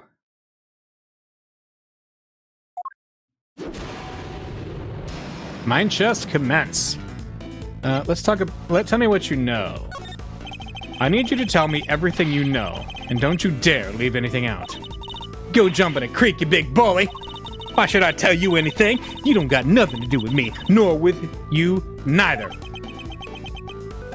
I don't have a clue as to how to proceed with this line of questioning. I better try another tack, okay? I can see you're a little agitated, Miss Hart. Let's just calm down and... I am calm, dang you, leastways I will be just as soon as y'all quit yanking my dang chain. You don't look very calm to me. You do realize you have nowhere to turn, don't you? Oh, quit riding me, will you? This whole thing's a waste of my precious time. Ugh, I should have picked my words more wisely. Alright, yikes. Very quick-tempered, she'll try to cut the conversation dead wherever possible. Okay. Don't have much to think. Be swift and decisive. You can see... So, like... Let's see... Vibe time, let's try that. That's better. Being a news hound's all about keeping a cool head no matter what the world throws at you, see? Speaking of news hounds, this might interest you. I met one a few days ago. She was a very hungry young reporter, indeed. Oh, was that, shoot, my head is only thinking of her fan name, Nicole Swift. I cannot remember what her actual name is. Never mind. A reporter with a very particular turn of phrase, similar to your own, in fact. Oh yeah? She spoke like me, huh? Guess that could have been somebody I know. Let's see, she was your apprentice. Her name is Tabby Lloyd. Ah, Tabby Lloyd, there we go. And if I had closed my eyes, I could have believed I was listening to you. She told me about somebody she called the Chief. She was talking about you, wasn't she? Oh, so y'all met Tabby, huh? Well, ain't that something? Where did y'all bump into her? She's a great kid. Reckon... Wait. Oh, no, you didn't. You ain't getting on my good side bringing her into this, you sneaky snake. I'll calm down as soon as you return me to the material plane. Yes. Nope, sorry. Oh, you nearly had me, too. Interesting. Talking about Miss Lloyd seemed to make her lower her guard a little. I think we can use that to our advantage. Alright, tell me what you know. Alright. Time to deploy my clue. I know your apprentice pretty well. I don't have anything to do with you. That's a little unkind, don't you think? After all, I know your apprentice. I know her pretty well, in fact. Yeah, well, I guess it does seem kind of cold of me to say that if you know her pretty good. Alright. Wouldn't want the poor kid thinking I don't give a rat's behind. Good. Then you'll tell us what you know. Fine. See, it's like this. Got me a... Wait! What am I thinking? Dang it, Lotta! You can't let him bamboozle you that easy. What was that about a scoo? Oh, forget it. It was nothing. You have a scoop of some kind, don't you? How embarrassing. A professional journalist making a careless slip of the tongue. You have a scoop, don't you? Now tell me what it is. All right, you got me a scoop. A big one. But I can't just go blabbing about it all to y'all. I got bills to pay. She may be hiding something very important. I have to get it out of her somehow. We need to know the details of this scoop. She's quick to anger, but she's also quick to let key information slip. Now that we know that, the rest shouldn't be too hard. Let's see what else we can get out of her. Is it related to the auction? That seems like a good start. This scoop of yours, does it have something to do with the auction? You know what? I clean forget. But you tried to infiltrate an underground auction. It only stands to reason that you observed something. Otherwise, what would you have to write about? I don't know what to tell you. I didn't hear nothing. Let's buy time. Let's see. Silent treatment, huh? Well, two can play that game. Yeah, perhaps a little more proactivity is called for. Yikes. This heart is very quick-tempered. Alright. Alright. You tried to infiltrate an underground auction. Right. I heard something. I don't know what to tell you. I didn't hear nothing. So you did hear the sound of something, then? If you didn't hear the sound of nothing, does that mean you did hear the sound of something? Something during your time in this room? Well, see, it wasn't nothing really, just a little noise is all. Wouldn't even make page 16, forget I mentioned it. So something happened during the auction. Something that made a noise of some kind. This could be a valuable clue. Okay, so, incident. Your big scoop involves something criminal in nature, doesn't it? Might be it did, might be it didn't. Which is it? This is important. Alright, you don't gotta holler at me like that. I ain't done nothing shameful or nothing, just snuck in and did some undercover reporting. You sneaking in. No, let's buy time. Let's see if she has anything she wants to say. Ah, no. Oh boy. Don't got time for this hog swill, that's it. I'm out of here. Oh no! Curses. But we get to start over again, right? Yeah, okay. I can't give up now. I have to keep pushing. Alright, let's see. Alright, once more under the breach. Mine chest, commence. Wait. Is it related to an incident of some kind? Right. Alright, alright. You sneaking in is a problem. I'll be the judge of whether your actions were shameful or not. An unlawful entry into private property is very shameful indeed. In fact, it's a crime. Hey, you did the exact same thing, genius. Oh, but I guess you're a prosecutor, huh? You're allowed to do stuff like that. Let's not mention the fact that I handed in my badge, shall we? Still, it don't amount to a whole hill of beans, right? There's folks out there that done way worse. Murder, for one. Next to murder, trespass ain't hardly nothing. Why did you say that? So your scoop is about a murder. From your mutterings about murder just now, I gather that your scoop has something to do with a homicide. As much as I want to accuse her of being a murderer, we're gonna go with the real thing. No, I would just talk it all hypothetical-like. You know, about murder being the big one and all. Ain't nothing worse than murder. Not the most skillful evasion I've heard in my career. Look, I done told you, okay? I snuck into the auction. I'll cop to that. But murder? I don't know nothing about no murder. Ain't seen nothing, ain't heard nothing. Scout's honor. I don't have a clue as to how to proceed with this life. Oh, really? I better try another tack. Related to the auction. Gonna infiltrate. So you did hear the sound of something. Right, okay. I see, that's a little noise. Right. Related to incident. Let's see. Alright, was that the clue that we missed? Maybe because I got the game over-ish thing? You sneaking in. Let's see. Alright. Scoop's about a murder. Yep. So we gotta get to the point where I'm assuming that means here. Time to deploy my clue. Okay, cool. But you did hear something. You told me you heard something during the auction. You claimed it wasn't important, but it must have been. Otherwise, why remember it? I think it was something very memorable indeed. In fact, I believe it was the cry of a murder victim. Ah, how do you keep doing that? All right, it's true. I wound up smack dab in the middle of a murder scene, but only by accident. And that's all you're getting out of me. Won't be no scoop left otherwise. The murder Miss Hart witnessed. It must be the same murder we ourselves have been investigating. That should prove it to be a valuable piece of information indeed. Perhaps we should finish up by confirming the credibility of her claim. Alright, we got our last bit here to tackle. I have her on the back foot now. Time to finish this. Alright, tell me more about the incident. There's something you're still not telling me. Were you really in the middle of the scene? How about this one? You said you wound up in the middle of a murder scene. Is that really true? You're calling me a liar now? Hoo-wee, now I'm mad. Real mad. I'm the one who... Oh, bide my time, because when she gets mad, she'll keep talking. I'm a journalist. How am I going to sell stories if folks can't trust that I'm telling the truth? I got me a motto, you know. Faster than anybody, honester than anybody. A motto, huh? That could be an important clue. I should bear it in mind. All right?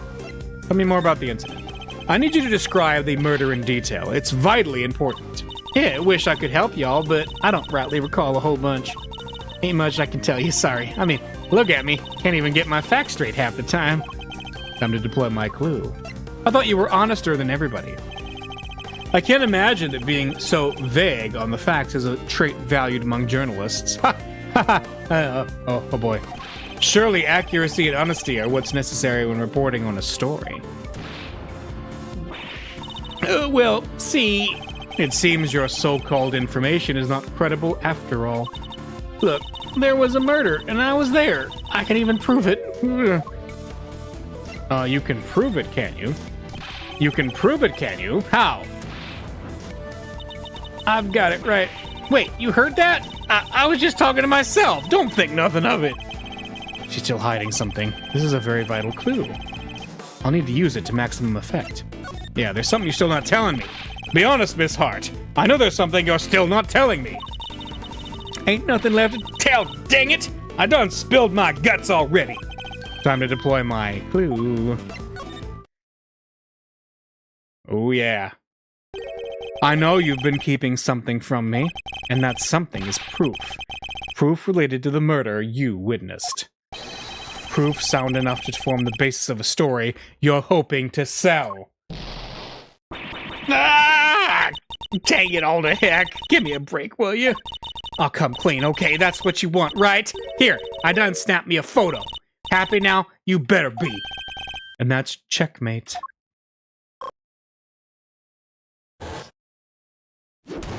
Mind chess, checkmate. Nice. Can't believe I let that happen. Betrayed by my own big mouth. Well, it happened, so it's time to tell us everything. Yes, I'm a chess god. How can you lie to a chess god? Shame on you, sweet Lotta Heart. What a grand and intoxicating innocence. I saw the whole thing. Watched that auction from start to finish. But you didn't just watch it, right? You took pictures, too. Yeah, about that. So like I said, I was spying on the whole thing right from the get-go. They was all shouting out bids, and somebody wins something, and bam, down comes the hammer. Head on upstairs and pay, shouts the old ringleader, and then the whole thing starts over again. Anyhow, as soon as that happened, I had to think quick. That's when I ran behind that there statue and hid. And who was it that eventually appeared? Didn't see nothing, but I heard something that made me pretty sure it was whoever placed the winning bid. The sweet, sweet sound of cold, hard cash. I'm not sure I have any idea what that sounds like. The sound of someone counting bills, perhaps? Anyhow, the deal was you settled your bills up there. I heard two people yabbering for a little while. Wait, so two people came up on the elevator? You betcha. My guess is the other one was our friend, the ringleader.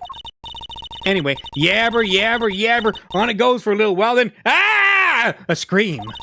Well, that shook me up pretty good, so I hunkered down in my hiding place and tried to stay out of sight. So you didn't see the moment of the murder? No, but I heard it real good. You didn't try and help whoever was being attacked? Quit trying to be funny, girlie. It don't suit you none. I'm just a dainty little journalist all on her lonesome. You think I was fixing to jump in and save the day? Dainty? Anyhow, there was a bunch of rustling sounds. Right about when that was happening, I got to feeling pretty bad about what I'd done. That makes sense, I guess. After all, you didn't... I didn't remember to get out my camera and snap even a single picture. Oh, that's what it is. She was feeling bad about it, okay. Scoop like that drops right in my lap and I miss it. Somebody ought to tan my hide. Anyhow, then a little more time goes by and there's this kind of clattering noise. I'm there thinking, gotta get the shot this time. And so I grab one real quick from in the shadows there. Could we see this photograph? Oh, do I have to? Here. That's the person in the red raincoat. The one who attacked Kay. So Kay's raincoated assailant also attacked the victim here in the storeroom. Edgeworth, are you remembering that we had a raincoat guy in the first case? Red raincoat? Come on. Then proceeded up to the roof where they assaulted Kay. Miss Hart's picture data jotted down. Got it. There's only one person in this picture. Where's the victim? Weird, huh? I wondered the same thing. Heard two people, but there was only one in the shot I got. And I didn't see nobody nowhere else in the room neither. But that's the killer, all right. Leastways, I'm pretty sure it is. So are we saying the victim disappeared? How did you know it was the killer just by looking? Because they're literally red-handed with blood. How else would that get there, huh? And the auction just carried on after that? Sure did. They just went right along like nothing had happened. Rich folks is crazier than a box of frogs. I'll never understand how they think. Funny, I find journalists a struggle to understand as well. Miss Hart's observations. Okay, got it. Oh, interesting. Interesting. Okay. Well, I think actually we're going to call it there. That's a good stopping point, and then we can continue on with more investigations later. So next week we will continue, same time, and otherwise we'll see you guys then. I'm going to save it right now. All right. See ya next week. Bye.